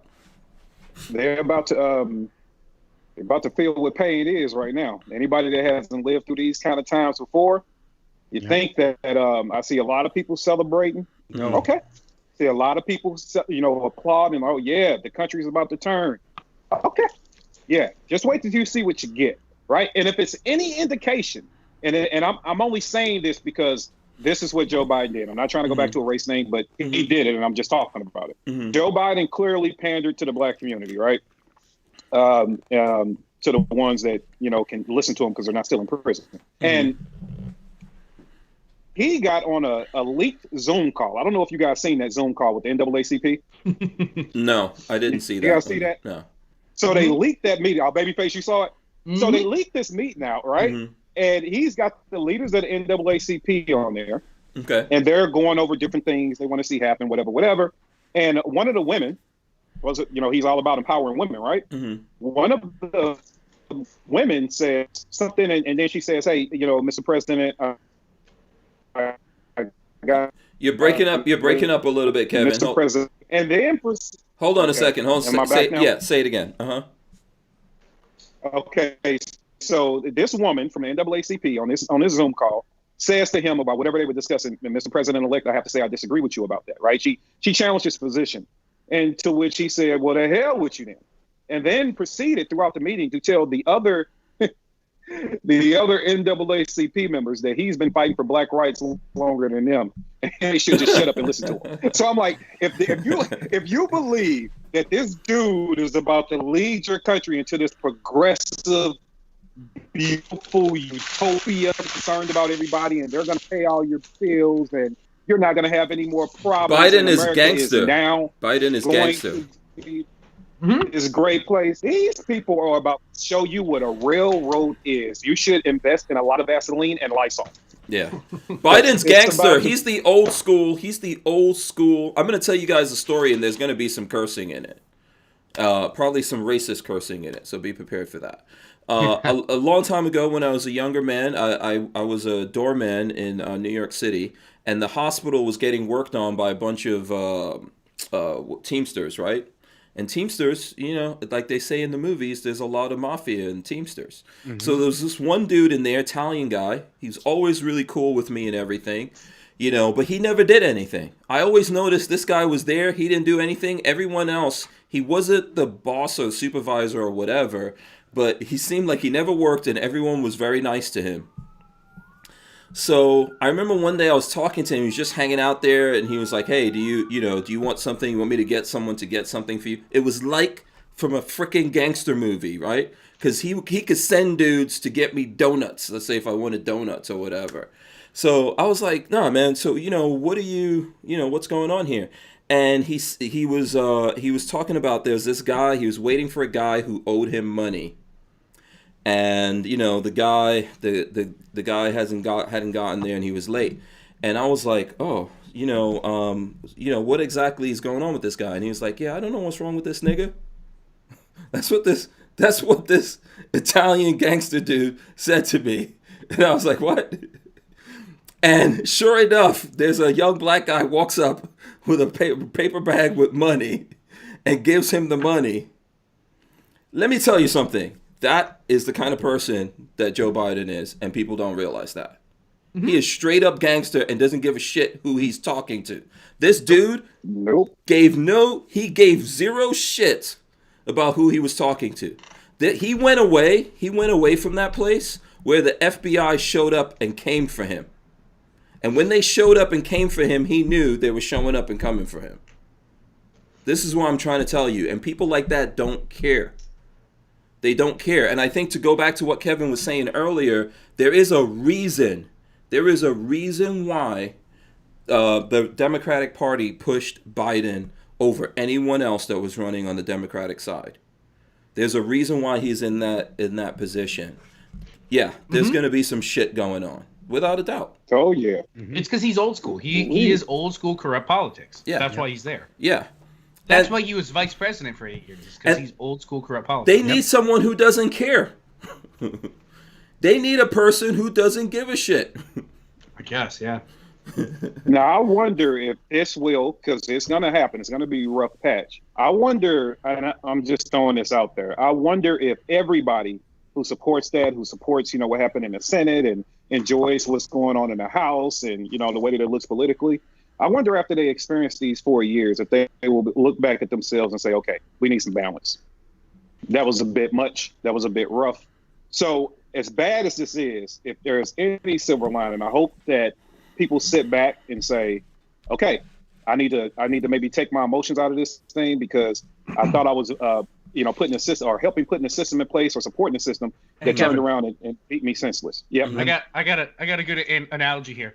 Mm-hmm. How many hundreds of millions of people has communism killed throughout history? Socialism and communism. Oh yeah, 100 billion. And yeah. How many people in the country today still go, "Oh, it just hasn't been done right. We're gonna do it better." Whenever I hear that, it blows my mind. I heard the Mandalorian saying that the other day. The Mandalorian They're actor. gonna go. Listen, we just didn't quite get it right. Let us do it better next time. And people will fall for that shit over and over. Or when they figure it out, they'll go right up to that voting machine that's going to say Dominion on it, and then they're going to be like, "Oh, I guess I can't vote for the other side." Yep. Yeah. I don't know. They'll say Skynet the next time. Exactly. Yeah, I don't know if most of the people care. This is the thing. Can we, like we were talking about this earlier, can something actually be done about what's happening? So if we're upset right now about the voting, can we actually do something to make more legit voting? That's the question. I think some people answered what they thought their answer was today, and I think that's what a lot of people might feel like the answer is going forward. It may just be relying on your states. I think that's what it's going to be. It might just come down to when they pass laws, everybody disobeys everything, and states need to help disobey a lot of those regulations. I mean, we saw California and a bunch of other states get away with not helping ICE with border patrol and all that stuff. So we'll just say, okay, we're just not going to enforce stuff. Drugs are still federally illegal. Yeah. Colorado doesn't seem to give a shit about that. States voted to make it legal. That's why two-way sanctuary is very important. We had the guy who has the website for two-way sanctuaries. He didn't create these. There's lots of folks out there creating them, but he's coordinating with those people. And the website helps people, if you don't have that, to figure out how to do it. And, I think it's important to get him back on. I have that in my county, but you don't have it in your. Yeah, in this one that we're in. Yeah. In Alachua, it will never happen because the entirety of Alachua is the balls of Alachua are held by the city of Gainesville, and they are progressive in the worst way possible. Mm-hmm. Yeah, one of the best things about Florida is that places aren't allowed to make up their own laws. Otherwise, Gainesville would be like California. Yeah, and look, and I think honestly, it's going to start getting to the point where you're going to see people use sanctuary counties is in the. I'm sorry, Rolando. I just want to say that sanctuary counties is in the chat, so you guys should talk to him. Yeah. If you want to know what we're talking about. Oh, is that the actual person that's running the? Yeah.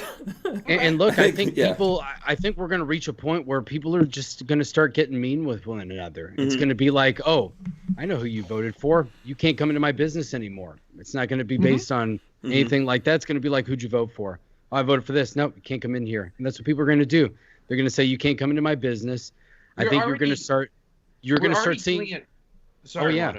No, yeah. I think we're already doing it on the light side of, I won't patronize that business because they support so-and-so. Yeah, and I think you're going to start seeing it with, I hate to say this, but the Back the Blue movement is dead. I think Back the Blue on the right is done. It's completely done for. And I think you're really going to see it because of the lockdowns. And I think you're going to start seeing people on the right. You're not going to come into my business ever again. You're enforcing the lockdown. Why would I ever allow law enforcement into my establishment when you're the ones who are enforcing that my business has to stay closed? Now, everybody's going to say, well, it's ironic how it goes the other way. That's what it takes. Sometimes it's like when you get screwed over, then you start caring about the issue. And that's the way that it's going to be. So people didn't care about cops for a long time when there were libertarians or people on the left that had legitimate grievances. Now people are like, well, now their boot is on me, so now I'm pissed. Well, hey, that's the way that it is. Yeah. But there is one way to stop it. Like I saw, do you guys remember during the lockdown, which I guess in some places we're going back into that, Florida never really had a lockdown, to be honest with you. No, in South Florida was the closest, and they didn't even really. That's why Florida is actually doing so well, and big kudos to Governor DeSantis. I hope he doesn't. I hope he doesn't try to run for president. I hope he just becomes governor. That was a Freudian slip. There are people out there that still believe that the half-gay drug addict from Miami would still be better. I guess Tallahassee. There are people out there that still believe he has a chance, and supposedly they're thinking of running him again. Yeah, well, they can go ahead. How did you describe him? What did you say about him? What is he? Half-gay drug addict. I think I just caught that. That just hit you? Yeah. That just hit. It just hit. Yeah. Okay. All Yeah, right. dude was basically on meth. So it's a brother. Yeah, he was on I'll meth, give a preference. but he's also Oh, is this the bisexual. dude that got caught in a hotel room? Got caught up Is that in that guy? a hotel with the male prostitute smoking meth. Okay. Yeah. That's As a perfect. man, it's bad if you get caught with a hooker. Like in the Yep. first place, let me just tell you, that's horrible and disgusting. Okay. But to get But if caught you're with a the dude hooker, caught with a the dude hooker, while you're on meth, you know, and there's actually body cam footage of you squirming around on the floor, and then people are trying to actually vote for you to be governor. No, I don't want you to run my state. I don't care what your orientation is. It makes no difference to me. Okay, but I don't want you to run my state. Local McDonald's. Like I don't want you anywhere near power. I mean, Rodney in the chat is getting angry, dude. I live in South Florida. We can hate on South Florida all the time. South Florida ruins the rest of the state in a lot of ways. Yeah. So, we went off track somehow. I forgot where I was going with that story. The politics in South Florida have been corrupt for so many decades that is the reason. It's not even worth talking about. Well, he was from, South he was the mayor of Tallahassee. No, I know, but they found him down here in a hotel in Miami. Lots of crazy stuff like that happens in on South Beach. Okay. Yep, that's just. Yeah. Where you guys at? We're in like Broward. So. Yeah. Oh, so you guys are in the thick of it. You guys are. We're deep in the thick of it. Yeah. Oh. So we've dealt. Yeah, Joe was like was a couple of blocks away from Parkland the day that happened. So. Yeah. Dante Hill says the difference between a hooker and a girlfriend is you pay both to leave, but one comes back. Oh God! Why did I even? I just mindlessly fumbled into just reading that. Oh God! And Rodney says he loves it down there. Yeah. I couldn't. I'm not a huge fan of. I like Calle Ocho, you know, just because there's a lot of cool. There's a lot of good food and stuff like that, but I'm not a fan of the southern part of Florida. Good thing is that we don't have to, you know, all these different places in Florida don't get to make up their own rules. There's some rules that they get to make up, but not all of them. So they would. If we didn't have preemption, Miami would be California. I like California.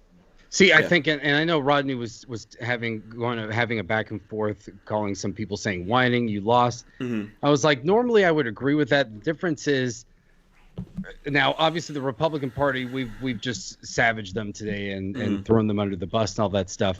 But let's say if you want to get really broad, one side tends to want to seem to take away your rights and the other side does not. So I would be a lot more upset when the side that wants to take away your rights wins. It's not really whining if they want to take away my rights. Taking away my guns is not whining. What's the worst thing that you could say the Republicans wanted to do? Maybe they're corporatists. Obviously, we know the left is, they want to close the borders and do stuff like that. Okay.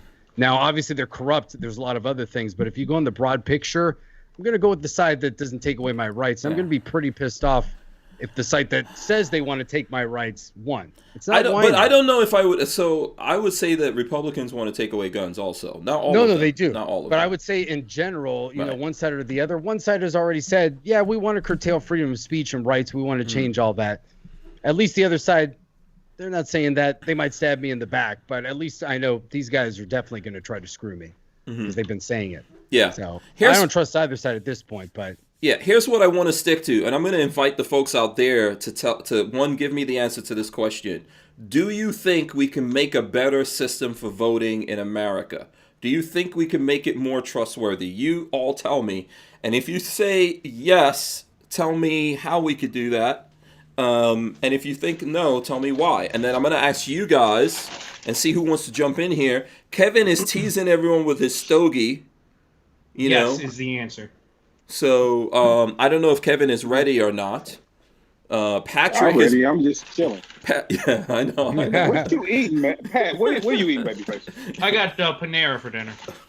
Nice. Panera bread. That broccoli cheddar soup is fire. Oh, that broccoli cheddar. Yeah. Don't get Kevin started on food. Kevin, when I was in Georgia, you and I, you know, I don't know if we're supposed to talk about this, but Eric took us to a very nice restaurant. You know, and treated us. He treated us to some Wagyu beef. Oh my! And they brought out, you know that hot salt slab? Ask Lola. I told Lola her mission in life is to get me a salt slab, and I want it hot every night so I can sear my meat. How many subscribers do I need to get to that level where I can get a hot salt slab steak? Well, you just need to come and just show up, eat, and then leave before the bill comes, dude. It's real easy. That was awesome, right? That was good food. Oh my! So come back to your me. question, there's two paths here. There's two bifurcating paths. We go backwards a little bit and bring it back to punches. Punches worked. Paper trails work. They do. They worked for a long time, and they work well. It's a pain in the ass to have to count shit by hand, but they work. Or we move to blockchain, where everything can be tracked by the individual. Someone's microphone just went crazy. I don't know what that was. But those are my only two. That was mine. Okay. What we have right now isn't working. So 42 Chilled agrees with you. He says paper ballots and paper trail. But I like your latter idea. I think that what we're using for Bitcoin, what we're using for like TUSC, for example, which I'm trying to talk to everyone about. They do sponsor the podcast now. But TUSC is actually a cryptocurrency for the firearms industry. And if you haven't heard about it, you need to go look it up. It's TUSC, TUSC. Okay, and it's a cryptocurrency like Bitcoin, and it works on the blockchain, right? And it's something that you can put, if you're selling stuff, you could put it into your website, etc., and people can buy things through there, and then folks out there could go and they could create a crypto wallet for TUSC and buy stuff and all that kind of stuff. We need to get involved with that. But those kinds of systems are better. Why can we not fix that? Why can't we fix these things? I think going back to paper and stuff is not, Well, we don't want to. They don't want it fixed. Nobody wants that shit fixed. Well, otherwise, it would have been.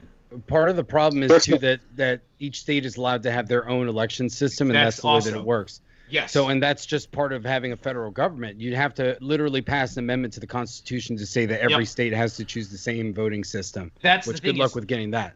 Yeah, that's the biggest barrier. And that's a large thing. Well, then these people don't want. Then they don't want transparency in this, and they don't want to fix the problem. We are the large thing that people don't understand that people say, well, we're a democracy. We're not.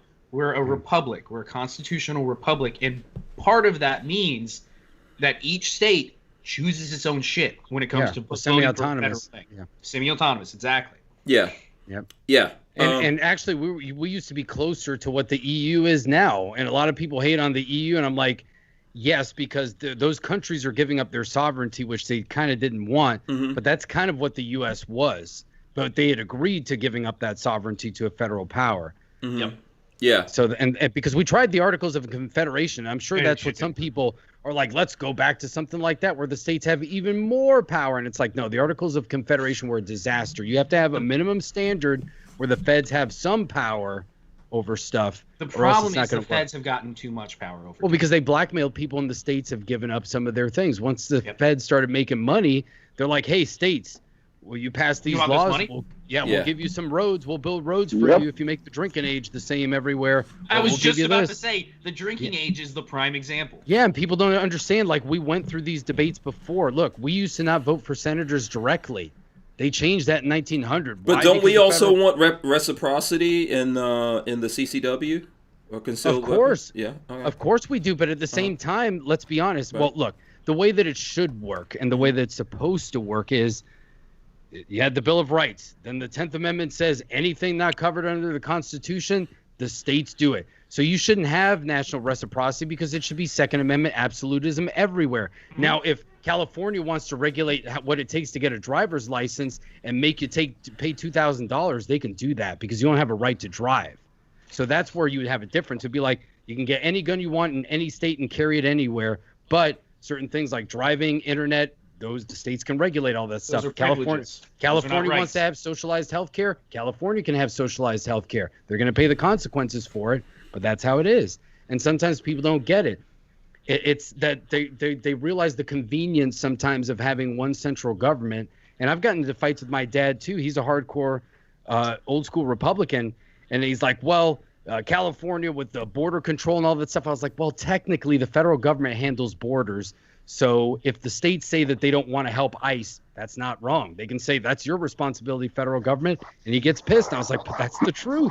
Yeah. You can't have it both ways. You can't have it both ways. Either you are a constitutional federal republic or you're not. And I think the problem is too many people have gotten there are even a lot of Republicans there for small government. When you tell them certain things like that, they're like, I don't like that. And it's like, that's the way that it works. Do you trust the people in the system or you don't?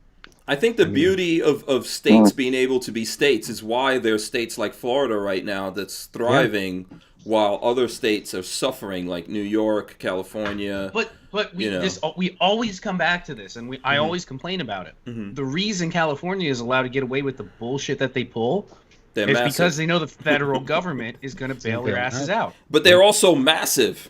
This is one of the reasons why they get away with a lot of shit. Oh, who fucking cares if they're massive? If they can't get bailed out, they would. If they didn't have an unlimited pool of tax revenue from every other state, they wouldn't pull the crazy shit that they do. Well, maybe states need to stop paying that tax revenue to the federal government then, since if the states are individual, they should stop doing that. Well, I don't want to fund. I don't want to save California or New York or New Jersey. Too. Part of how they have their power too is when they started doing involuntary withdrawals from your taxes. So if you're a W-2 employee, your taxes are gone before you even get your paycheck. So it's like you can't even do a tax rebellion if you wanted to. They were smart. They figured that out. They're like, wait a second. If we withdraw before they even get it, they can never not pay their taxes to us unless they stop working. That was a brilliant move. I think the feds kind of realized that eventually people would try to do something like that. So the IRS was like, no, we're taking that away. So states can try to do that, but states don't really send that many taxes. I guess, well, I'm thinking of Florida because we don't have an income tax. So obviously I don't know what Florida really sends to the feds. I think it's mostly just our income. So I think that's where the states being individuals to their benefit. And if the states make, this is where it comes back to local. If you make your local place better, if you do what it takes to make that place better, I think probably, Kevin, your microphone's doing something weird if that's you on the microphone. Is it? I'm not sure. Yeah, it's probably you from how that just sounded. I think that. Go ahead. Yeah, and the states, well, like I mentioned earlier, they gave up. It used to be originally that states chose their senators, so the state legislatures did, and then the people voted for obviously their reps in the House. So that gave the states more incentive and more skin in the game. And then you would have a state that more likely represented you. So you wouldn't get this weird situation where you have a state that may have a full supermajority of Republicans, but they have senators. There's a lot of noise coming across on the microphone, Kev. By the way, I'm gonna read this from B Tamp, who says, "What's the silent one smoking? That stogie think? He's a listener. I like that." So then he said he's farting. Yeah, B Tamp is here. B Tamp is kind of new around here. B Tamp, first of all, if he thinks Kevin is quiet. You heard that from Lola, right? Lola says if he thinks Kevin is quiet, then he's new around. He's new around these parts. I'm being very respectful of the conversation.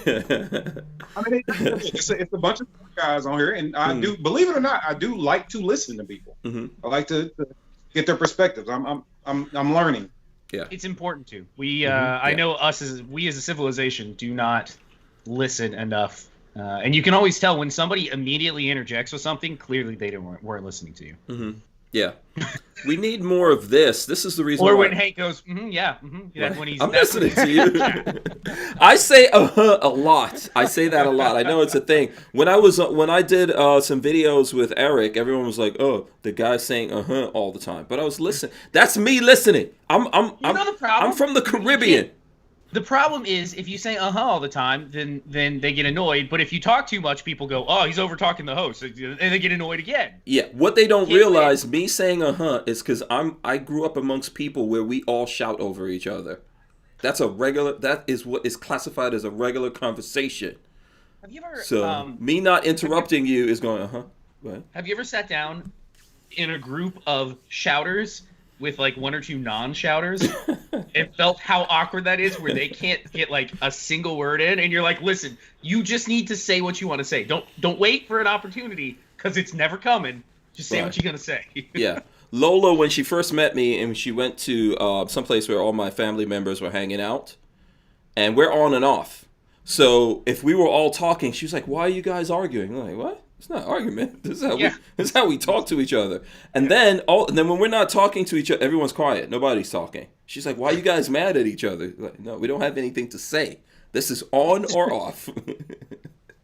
You know. That's how it is when I'm with my dad. I will say this: you guys are yelling about the voting thing, though. Like I said when we started the show, I'm not going to say I'm smart enough to know how to fix that. That's why I was listening to Rolando and Babyface there give their opinions about it, because I'm not going to say that I have the answer for that. I would just say that if anybody could present to me a solid bill that will get rid of fraud in voting, I would support it, because we absolutely do need to get away from fraud in voting. It is counterproductive when you're telling people to go vote and they're like, "Why? Yeah, It's not going to work. It's not votes. It's not going to be counted. It could even be used against me, right?" So we definitely do need to fix it. I'm going to be honest and say I'm not smart enough to understand how to fix that, but if somebody could lay out something in front of me, then it can prove to me the facts that this would work, I would 100% support it, because it does need to go away. Yeah. I think Big Dre 357 says I nod my head a lot while he says So listen, I think that Bitcoin is something, and I don't know, it probably, Rolando and Patrick know more than I do about it. I'm learning about this through TUSC. Someone asked how much TUSC do I have? I don't even know. I do have That's not a good investment. I do have a TUSC wallet, and I'll talk to all you guys about that, because my whole plan with TUSC, for example, I'm going to pay Babyface when he signs up for it. I'm going to pay Babyface a couple of TUSC coins, as well as Walter, and we're going to talk about this, and I'm going to actually have the TUSC guys on, and we're going to explain it to everyone and walk people through things and talk about this a lot more. But the way that Bitcoin is successful through this, right? And so that means we should at least investigate that and look into it, because for a lot of things that we do, this could become very valuable. And anything that the government is afraid of, as the way they are of cryptocurrencies, is something that I like, right? And it's something governed by itself. So even TUSC works like that. There's no real ownership of it. You own it when you buy into it. And that's the thing with cryptocurrency. So even when I bring on the guy who's founded it and all that, he doesn't own it. You create it, and then it lives on its own. And this is what I like about the blockchain and how it works. And I think we need to explain that to people. It was like if we go back 10 years ago and you said that your phone's going to be everything, no one would really believe it, right? Or I don't know, maybe 15 years ago now. So go ahead. No, I'm a huge believer in crypto, but I also think that in the end, crypto is going to be so compromised that it's going to destroy everybody. Because I think how crypto will end up in this isn't even really science fiction anymore. I think AI is gonna cause crypto to be compromised. I think that once you have powerful enough AI that can scour the internet at all moments, it's going to make crypto absolutely useless. Once you have quantum computing, it's over. Yeah, well, that's what you'll need. You'll need that, but then you might have quantum AI. Why is it going to be over? If you guys are saying that, tell us why. Well, because you have to understand what AI is going to be capable of doing, and the fact that so you have encryption that supposedly can't be broken. If you develop an AI, or let's say that a government has a supercomputer that they can dedicate to cracking that, they will eventually do that. And once they crack the encryption, it's over. They own all of it. And there are countries, especially China, that are trying to develop super AI that can control everything. China's actually taken a huge interest in Bitcoin and cryptocurrency. And I think part of the reason is that they wanted to find out how to manipulate it themselves. And they bought a lot of, now that might be far-fetched, maybe no. Your audio went out. Oh, you hit your mic or something. Oh, yeah, you're good. You're good. Now you're back. Yeah. So that's my only concern. That's a little bit far-fetched, but it's something that I haven't heard anyone talk about, and I'm actually kind of surprised about it, because we talk about deep fakes and using AI to manipulate a bunch of other stuff, and I'm like, why is nobody talking about crypto? Yeah, because it's too much money. And well, so let me ask you this, though. I think control would be the thing, not to wipe it out. Well, so let me ask you this. Everything that we create gets hacked, though, and it gets hacked by the government. So of course, if you think about it, we had bartering, and the government figured out how to hack it, and they created something called money. and then they figured out how to hack that, and then we created banking, and they hacked that. Well, I think the reason why I'm okay with crypto, though, is because I think real money is fake anyway. Real money is basically cryptocurrency this day. It's all digital. There aren't that many dollars. Plus, if you're paying attention to the financial markets, if you look over the past few months, 66% of all the dollars in existence were only created in the last few months. That is such a huge amount of money. First of all, that tells you it's all BS, because they could just, let's add some zeros here, and then there it is. It exists. That's just like cryptocurrency. So that's why some people that said, well, crypto's BS, I was like, there's no such thing as fiat currency. It's not really real, man. It's how much the Fed says. It's the same thing. At least crypto is secure over real dollars. So I think I agree they can both get hacked, but I think that you still, I'm old school, man. I think getting off the gold standard was a mistake. But at the same time, I know what the future's. I'm smart enough to know I'm going to embrace crypto and I'm going to accept it. But I'm also smart enough to know these are where I think in the future it could be an issue, and how they'll use it. So I'm still for physical transactions, having cash. I'm for everything. I want it all. I want hard assets. I want gold. I want silver. I want crypto, and I want cash. And I think that's what most people want. And I want bullets too. I was going to say bullets. Well, I mean, and bullets to protect all of it, which is actually more important. And I'm gonna say this to you about, like, let me tell you something. All arguments, just like all science, just like how all science is going to lead to God, and that sounds crazy. Okay, all arguments lead to the end. Yeah. So just think about that, right? You know, if you let that argument that, hey, at some point it's going to get to this and then the government's going to hack it or whatever, and then so we shouldn't do it, then we're already at the end, which I think is kind of like the theme of this conversation tonight, right? With the theme of why people are frustrated, because, you know, are we going to have all these awesome things? A lot of us have awesome things. There's no one on this chat right now that doesn't have awesome things. But because we have this, we're not going to get mad, and we're going to let these people do whatever they want to do to us. This is going to cause a problem real soon right here. I hope you guys are ready. Everybody out there watching. 30 rounders. It's going to be a problem real soon. What? What, you want one? I don't know. The thing froze. No, you're here. Am I here? Yeah. No, you're here. No, you're there. You're good. Yeah. We can see you. We can hear you. Okay, is it me? Am I back? Yeah. You've been back. I think you can't hear us. Okay, I can hear you now. Okay, am I here? Yeah. Is my turn? Yes. Okay, yes. cool. So, it was freezing. So, Babyface just he just tickled my fancy. Now look, man. I was gonna. I know you guys got on your crypto, smart, IT, nerdy stuff, so I got quiet. Now, when the 30 rounders though, is something that. Oh man, this thing is saying poor connection again. No, you're good. We can hear you. He can hear you. We'll let you know. I don't think he can hear us well. Okay, I can hear you, but it was just saying poor connection. Okay, let's come back now. So, the 30 rounders, I would highly advise everybody. I'm not a fear monger, blah blah blah. I'm just a realist. Hey, guess what? Joe Biden has let. Even though he doesn't know what to call them, we understand he's trying to say 30-round magazines. They're going to start going after your guns. And I know a lot of people are like, I'm not going to comply. Cool. All right. I don't think that you need to leave digital breadcrumbs on that. I just think, just like the people that own bump stocks, they ain't turn them in. I think they're cool, right? They don't have to talk about it. Now, at the same time, if there are things that you need, all right, I am, a trainer, coach, if you will. You should have been got them.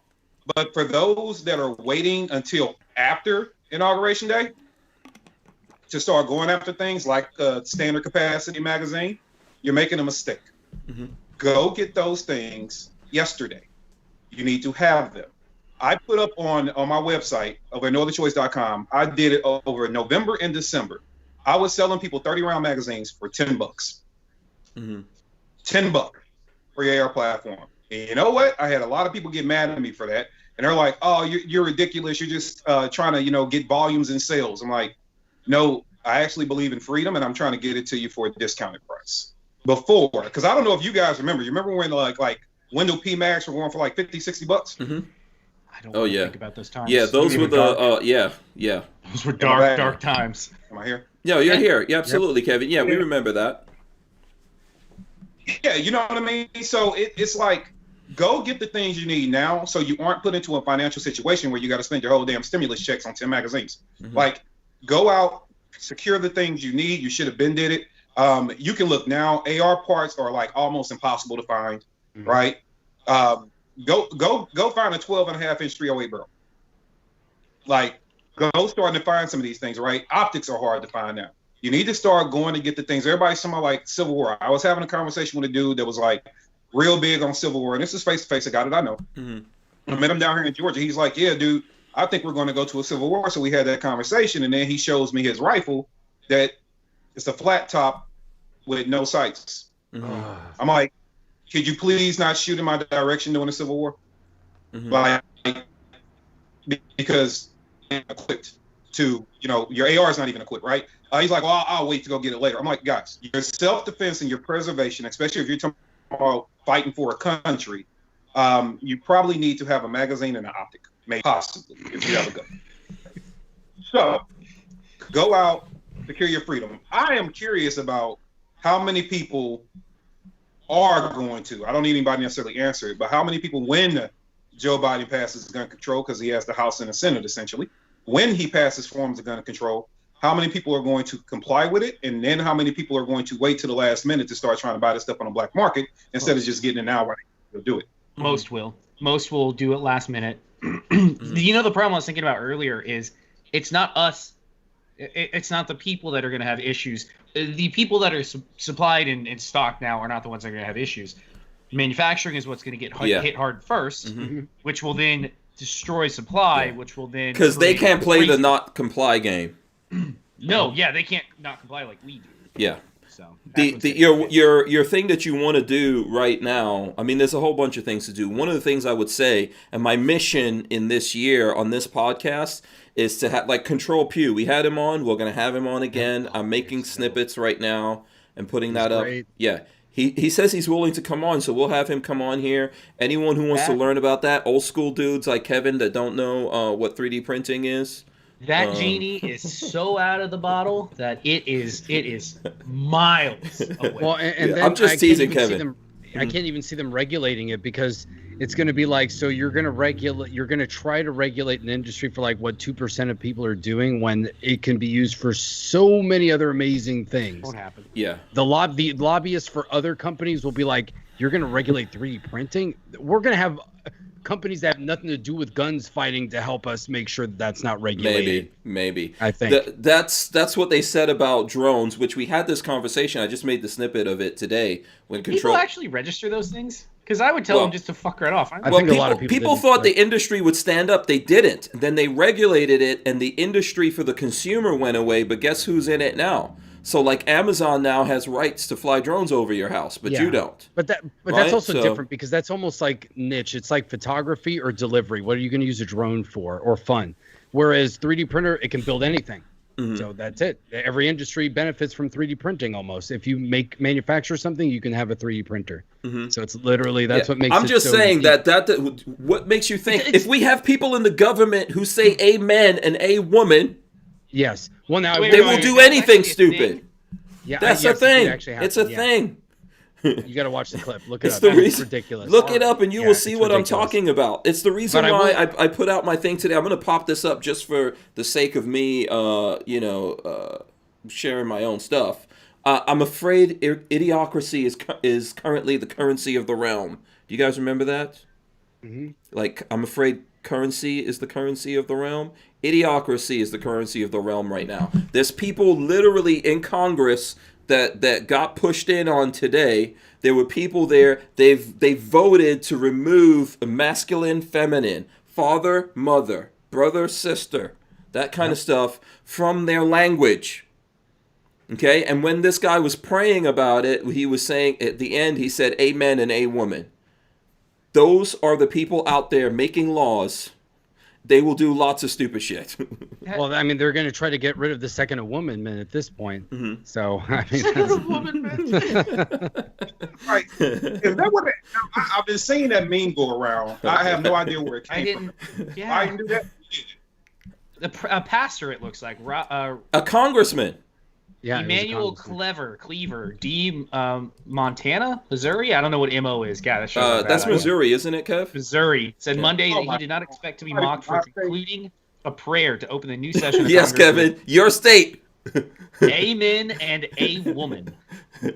Now, is this the same guy that asked a few years ago at a military briefing that said, if we put too many military personnel on Guam, won't it tip over and capsize? Is he the one? I just want to say, is this the same guy? Because I remember Cleaver sounds very familiar to me. And I just couldn't believe when they said that. And the general, I give him credit. The head of the Joint Chiefs just looked at him and he was like, no, sir. It's an island that won't happen. We're not Hank Johnson was the guy. Guam can capsize. Okay. Guam can capsize. Oh my God. Fucking hilarious. Do you know about that one, Kevin or I Hank? do remember. Yeah, I remember that. God, that is hilarious. They do a lot of stupidness. I popped into our chat about 3D printing, how Singapore basically is going to make it illegal that if you don't have a license to have plans for 3D printed guns, they'll arrest you or something. So ones and zeros are going to be illegal. Again, it comes down to with what I have, a drill, simple tools, I can make that, which you probably can't even see behind me. Mm-hmm. I could put a third pin in that and make it work. Probably. Of course, you have knowledge. It's the same shit. It's the same thing. Yeah. A 3D printer is just a tool. It doesn't matter what you tell me I can and can't do with it. If I want to do something bad with it, fuck you. I'm not going to stop. What are you telling me?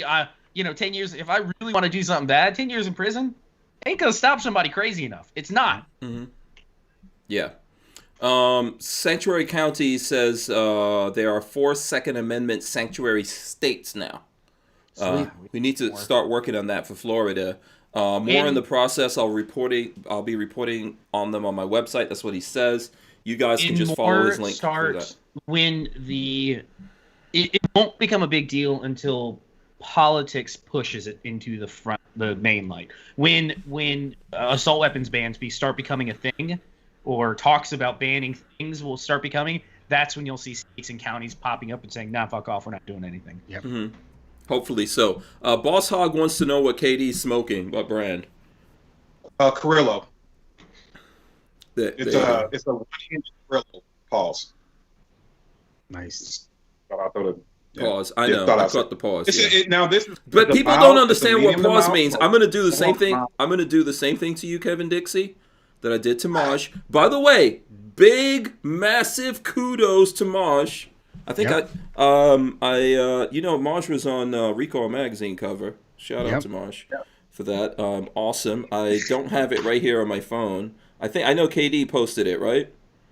Yeah, he actually showed me that a little while before it came out, and obviously Mom was the word. That was a really, really good look, though. Really good look. Shouts to Maj and Recoil magazine for taking that leap. Maj, his shirt, all gun control is racist, is what he wore. Mm-hmm. It was just a good look, man. It's a good look, and I think it speaks volumes. And that kind of imagery is what I'm trying to get America to realize. Like, at the end of the day, we're all in this fight together. I think having that brother on the cover of that magazine with that shirt, that image, and that look is a good thing, because that's what we're all trying to get, right? Mm-hmm. So, yeah, shouts out to Recoil, shouts out to Maj. That was a good look. Yeah. Now, what were you trying to say before I interrupted you rudely? You don't know. Oh, you were talking. You were talking about your cigar. You said pause. I'm talking about the cigar. Do you want to explain the pause? It's a good medium mild smoke. This one's it's a pretty large. He doesn't want to explain the pause. If you don't find the large things in your hand, you're fine. Pause. It'd be good. It's a good smoke. $15. It's pretty good. Lola sent me a message when we were talking about meat. She said, "Did you just say you want to sear your meat every night?" She was like, "Don't say stuff like that, huh?" I'm gonna salt it for sure. Yeah, I want my meat salted. I would still say to everybody, I think the conversation about 3D printers is good.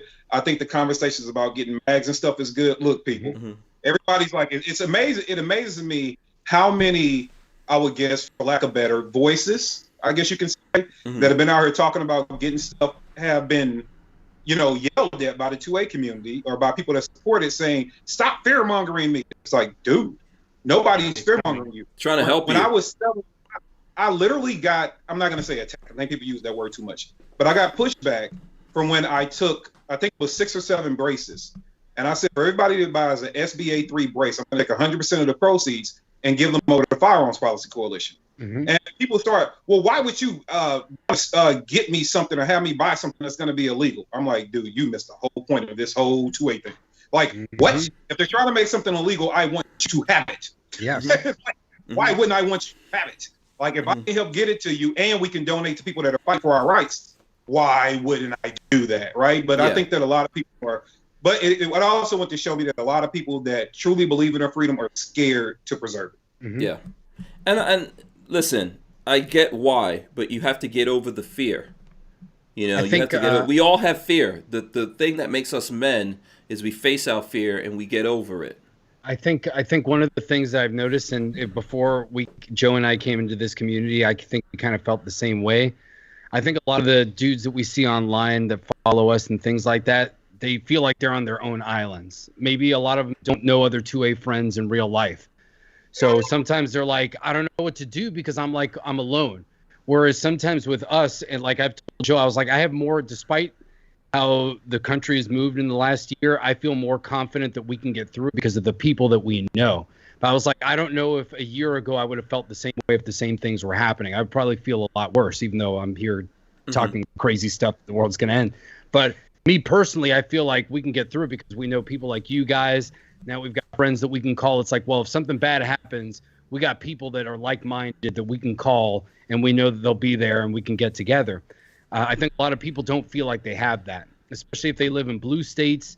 You know, I see in our chat, like, man, I just feel so alone, like people that live in Illinois or California. I don't know anybody else that likes the way that I do. And when I try to show people, they think I'm crazy, like some gun nut. So I understand and I sympathize, and I think that's how a lot of people feel sometimes. Yeah. And that's why we do sometimes this. We gotta have sympathy for that, I guess, you know, or let it know, like, hey, you're not alone. We're here too. You know, it's tough if you don't have friends, but hey, you're not alone out there. At least give people that nice little, I guess it's a pep talk. I don't know. Yeah, no, it's why we do this, right? Yep. We all need this as human beings. We'll never get rid of that. They can't design a way around that. They can't make sex robots or anything that's gonna fix that. We need to be friends with each other and talk to each other around the fire and realize that every night there's stuff out there hunting us in the darkness. That's just the reality of it. Armin and Axis gave us $5 here, so I'm going to put up his question. This will be the last question, then we're going to wrap up. He says, can we all agree civil unrest is coming? And then he says, hashtag shall not comply, hashtag 2A strong. That's from Armin and Axis. Thanks for that.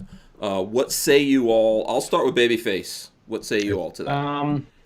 I have a major concern that, well, this might be a little long-winded, so bear with me.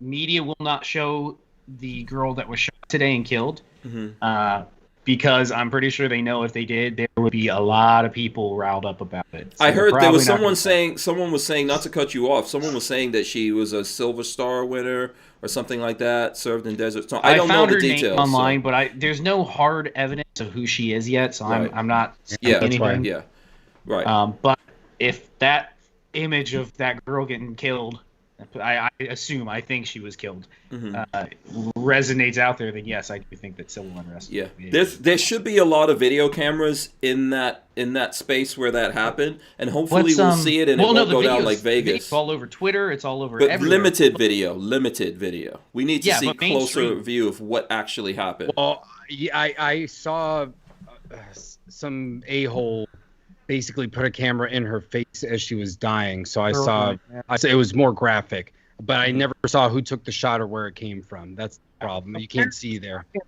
I can't confirm this because it's a still photo, and then you have, I don't know. I am a softie. I don't like seeing people die.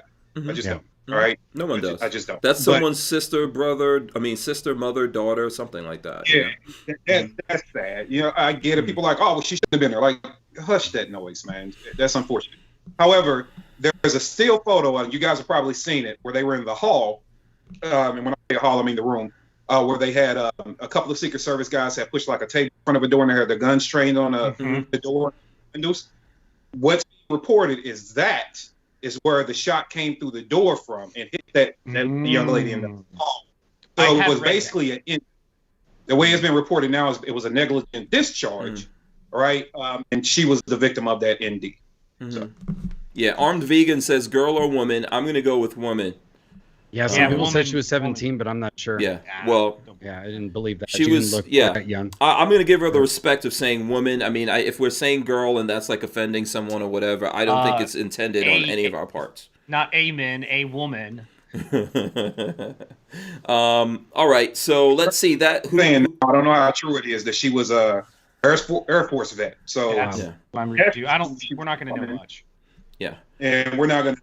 And you know what? That I think for the people that disagree, and this is where I think humanity is lost. I don't care if you support Trump, if you don't think the election was rigged. I mean, we could go back and forth about all that stuff, but we've lost our humanity when we can see people die and then make an excuse for why it's acceptable, right? Like that situation, like that's horrible. Like I can disagree with everybody in this chat, and I have before about how things are going and but I don't want to see you be hurt. I don't want to see anybody be hurt. That's never okay. Matter of fact, I would rather argue with you every day than to see you die. Right? And I think that we got to a really sad state in our and the other country. thing We shouldn't have been in the Capitol. Huh? Well, man, I'm just saying the people that were like, she shouldn't have been there. They shouldn't have stormed it. So that's what she gets. I'm like, come on, man. That's not okay. Also, why? So the security for Congress, whether it was congressmen themselves, whether it was their personal security teams, whether it was Capitol Police, why can they not be a little uncomfortable? What happened here? What was the imminent danger that they were in, that they had their guns trained and fingers on the triggers in this situation? And why do these same people think it's okay for us to be in those situations every day and us not to be able to protect ourselves? That's what you have to ask yourself. Why do they immediately go to what they need to do to protect themselves? But for example, when those folks were out in front of their house, we all talked about this. We all had open conversations about this. But when those folks were out in front of their house because there was a protest going through there, right? Everyone got mad at those people, including these people in Congress. Then why did all their security immediately go to pulling out their guns with fingers on the triggers? Because they're more important than you or I. Yeah, but what was the imminent danger? Where did they come close to this imminent danger that they needed to do that just because the people were going through the house, regardless of what the reason was? The only thing I can think of, I don't know where in the hallway they were because I've seen other pictures that show the inside of the Senate chamber with the security looking at the doors that have glass. So I don't know if that's the reverse side of where she was, because she was like in a staircase. It almost looked like, but I don't know where that staircase leads to. So if it was the Senate chamber and some of the senators were still there, because I think I saw photos of the senators panicking with gas masks and like hunkering down into the chambers. Poor babies. So if that was on the other side, maybe they broke the glass and then they freaked out. But I don't know where. I don't know where in the building it was. Yeah, no, poor baby. I think the same thing. Yeah, this is overreaction. This is overreaction. Yeah. If you're in imminent danger and people are flooding through there coming after you, I get it. But if you're all locked up safely in here, listen, the people have the right to do this, okay? This goes back to what Kevin was saying in the beginning, right? We looked at other situations and we said, oh, it wasn't cool what these people did, so let's make up our mind which one is cool and what we want. How come these sons of bitches could do that? How come they could have like super awesome healthcare or whatever, and there's different, like, why are we allowing this? Why are we accepting this? So I don't think that I didn't see something that regardless of what happened and who did what, I didn't see something that happened there that they needed to go to this point. Okay, I think when we all look at this in hindsight, we're probably going to see these guys could have chilled out. Okay, the people have the right to be mad. If the people had the right to burn down cities, we've got the right to burn down Washington, D.C. if we want to. I think part of what happened, too, is now some people are saying that Antifa was involved, and there's videos of, like, the cops supposedly, of the cops, like, letting some of the protesters just stroll in. It could be you could say it's false flag and it was a setup, or you could say that, I kind of told Joe this, I was like, I think that there is such, I guess you want to call it disdain. I guess disdain is a word, or maybe lack of intimidation from the right, because we never do anything. We don't do this kind of thing. That some people are like, the police didn't even really have riot gear or anything. They just kind of folded.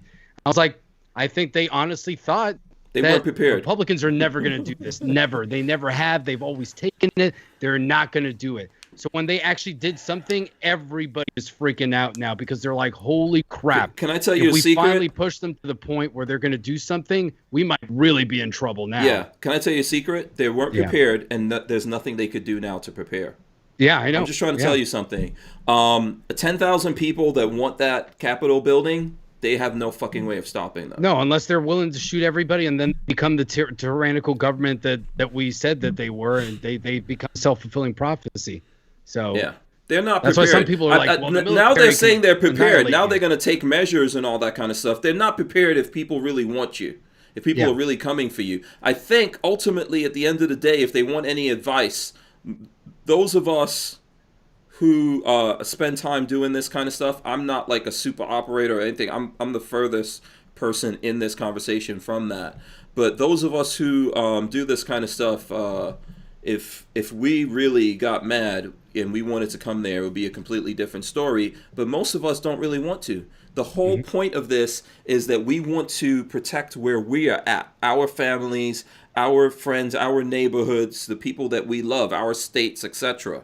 Right? And we're not coming there. But if it gets to that and folks come for you, there isn't, I don't care how many planes or whatever you have, you actually can't stop it. They got off lucky today. This is a warning. Unfortunately, someone died in the process of it. This is a warning, and there's a lot of things they did wrong here. Just because in their brain, they're sitting up there thinking no one's coming for them. They just saw the whole country burning over the last year. And somehow they don't think anybody's coming to Washington, D.C. for their asses. And guess what? No one's come for you yet either. So, okay. Hey, they kicked down Nancy Pelosi's door. If that was really her office, class. Yep. And supposedly a lot of people say people jacked the hard drives from a lot of the Congress and Senate computers. And they're like, hey. Yeah. They're not going to get anything off of them, unfortunately. No, they won't. And then I did see other pictures of like when Trump supporters like broke into the rotunda, some of the cops took selfies with them. So some people are like, what if some of the cops are like, fund the police? Okay, we're not going to do anything. We'll just let them in. Yeah. Some people have suggested that too. A lot of those cops were going into self-preservation mode as well. Yeah. They're like, we can't stop these people and we don't have the riot gear that we normally have. So what am I going to do? Yeah. Trenchwork says, this has got to be it. And then we got to get out of here. Trenchwork, shout out to him. He says, do y'all think we're too distracted and an enemy could potentially attack us now during all of this infighting? They don't need to. This is what they want. If I'm China or Russia, this is the best thing ever. I'm feeding the flames. I'm not going to attack them. I'm going to pump money into opposition. In fact, if I was China, I would try to play both sides now. That's exactly what they're going to do. Yeah, pump money into both sides and make China, Russia, whoever. Yeah, else that's what I think. Saudi Arabia. So that's why Trump supporters need to be careful, because you might see false flags and they might not be from the feds. It might be Chinese intelligence saying, like, did you see what they did? They did, they'll make up some stuff to piss people off even more and instigate it. This would be the best thing ever for them. I think another country attacking America is going to unite us. Yeah, it would be a mistake. Yeah, more than it would divide us. And this isn't really, I hate to say this because someone passed, this is really not it. Yeah. And thankfully, this is really not it. But if people really do get to that stage where we give up all hope, where we really feel like this is all gone, and it's not now, not when people are living too nice. If you look outside and people are still living nice, then it's not coming. But in 2, 3, 4 years here, when they find out all this stuff isn't working and it's actually making things more difficult, and businesses, people who run businesses, pack it up and all that kind of stuff, it could be a completely, entirely different story.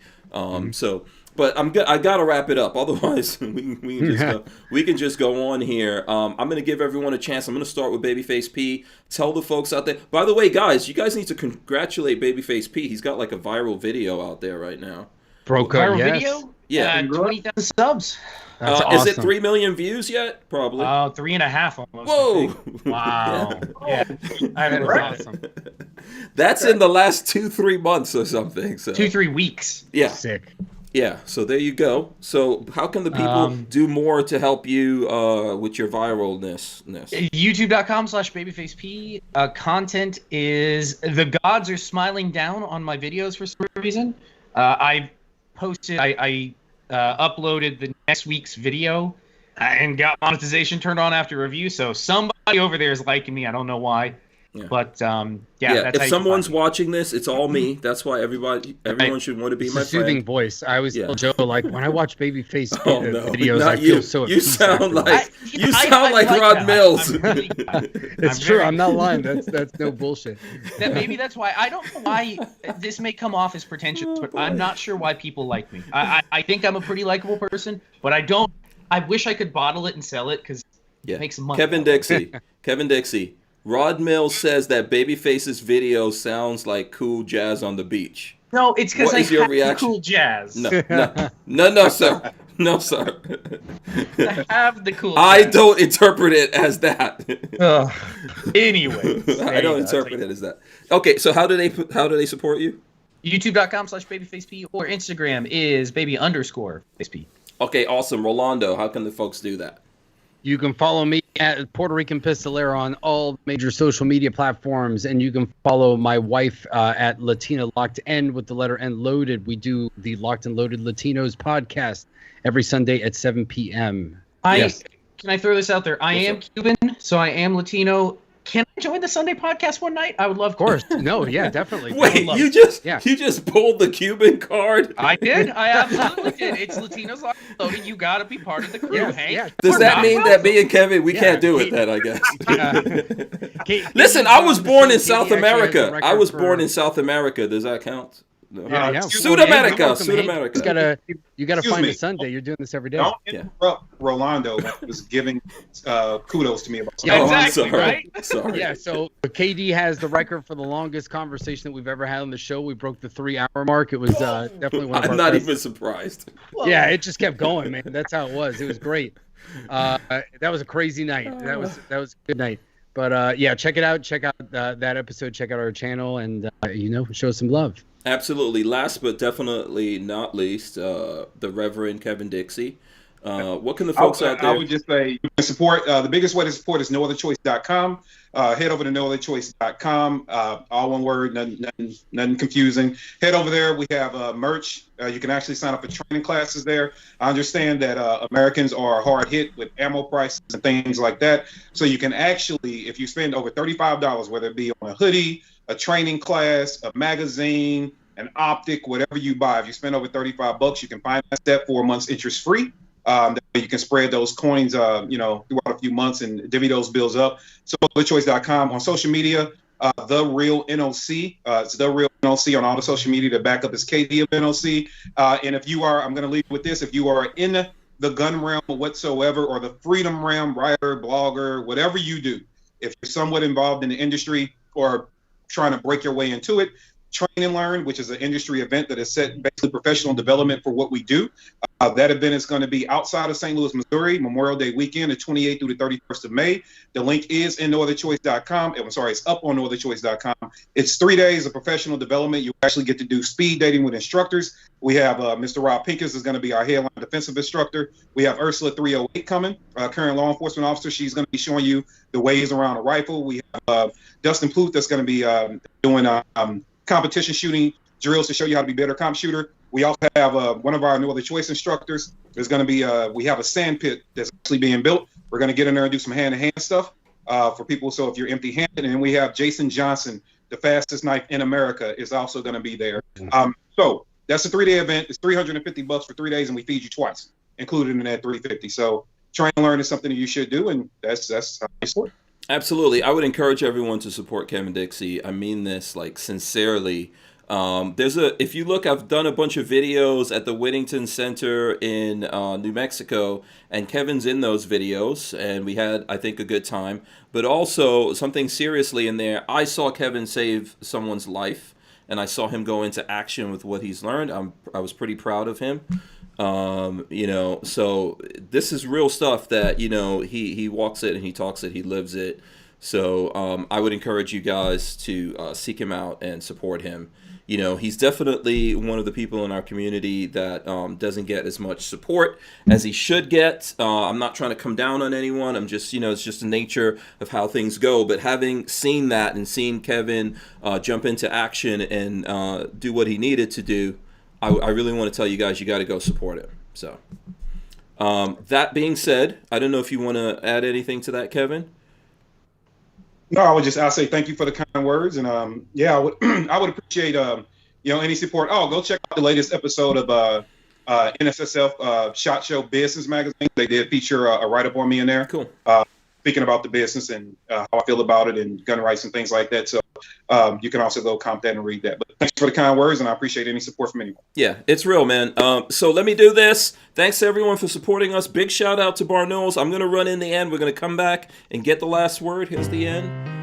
Thanks for watching us, guys, smashing those thumbs ups, leaving your comments and all that stuff. We appreciate it. People around the world are listening to this on audio, so we're going to put up the audio of this on iTunes and all the other places that you listen to this. I appreciate everyone out there. Shout out to everyone. We're talking about freedom, and you're part of the conversation here. We appreciate you all. Who wants the last word? What? Nobody wanting the last word. Kevin, you know what that means. Well, I would. Well, with that, hey man, look, for real, be vigilant, be very vigilant with what you're doing. Understand that you have to be methodical and calculated when it comes to preserving your freedom. You can't sit on your hands. You have to watch everything. What makes you uncomfortable is what you should be paying the most attention to. And when you're out moving around in public, interact with your fellow American in a respectful and polite manner, because at the end of the day, it is truly we the people. We have to understand that we are fighting for the same thing. We're going after the same goal. We shouldn't let government or media divide us. And we should also not allow our own ignorance to divide us. So align with your fellow brother. And next time you want to fight somebody, have a conversation with them instead. Amen. Amen. God bless America. We're out of here. Peace. Peace. See you guys. Take care.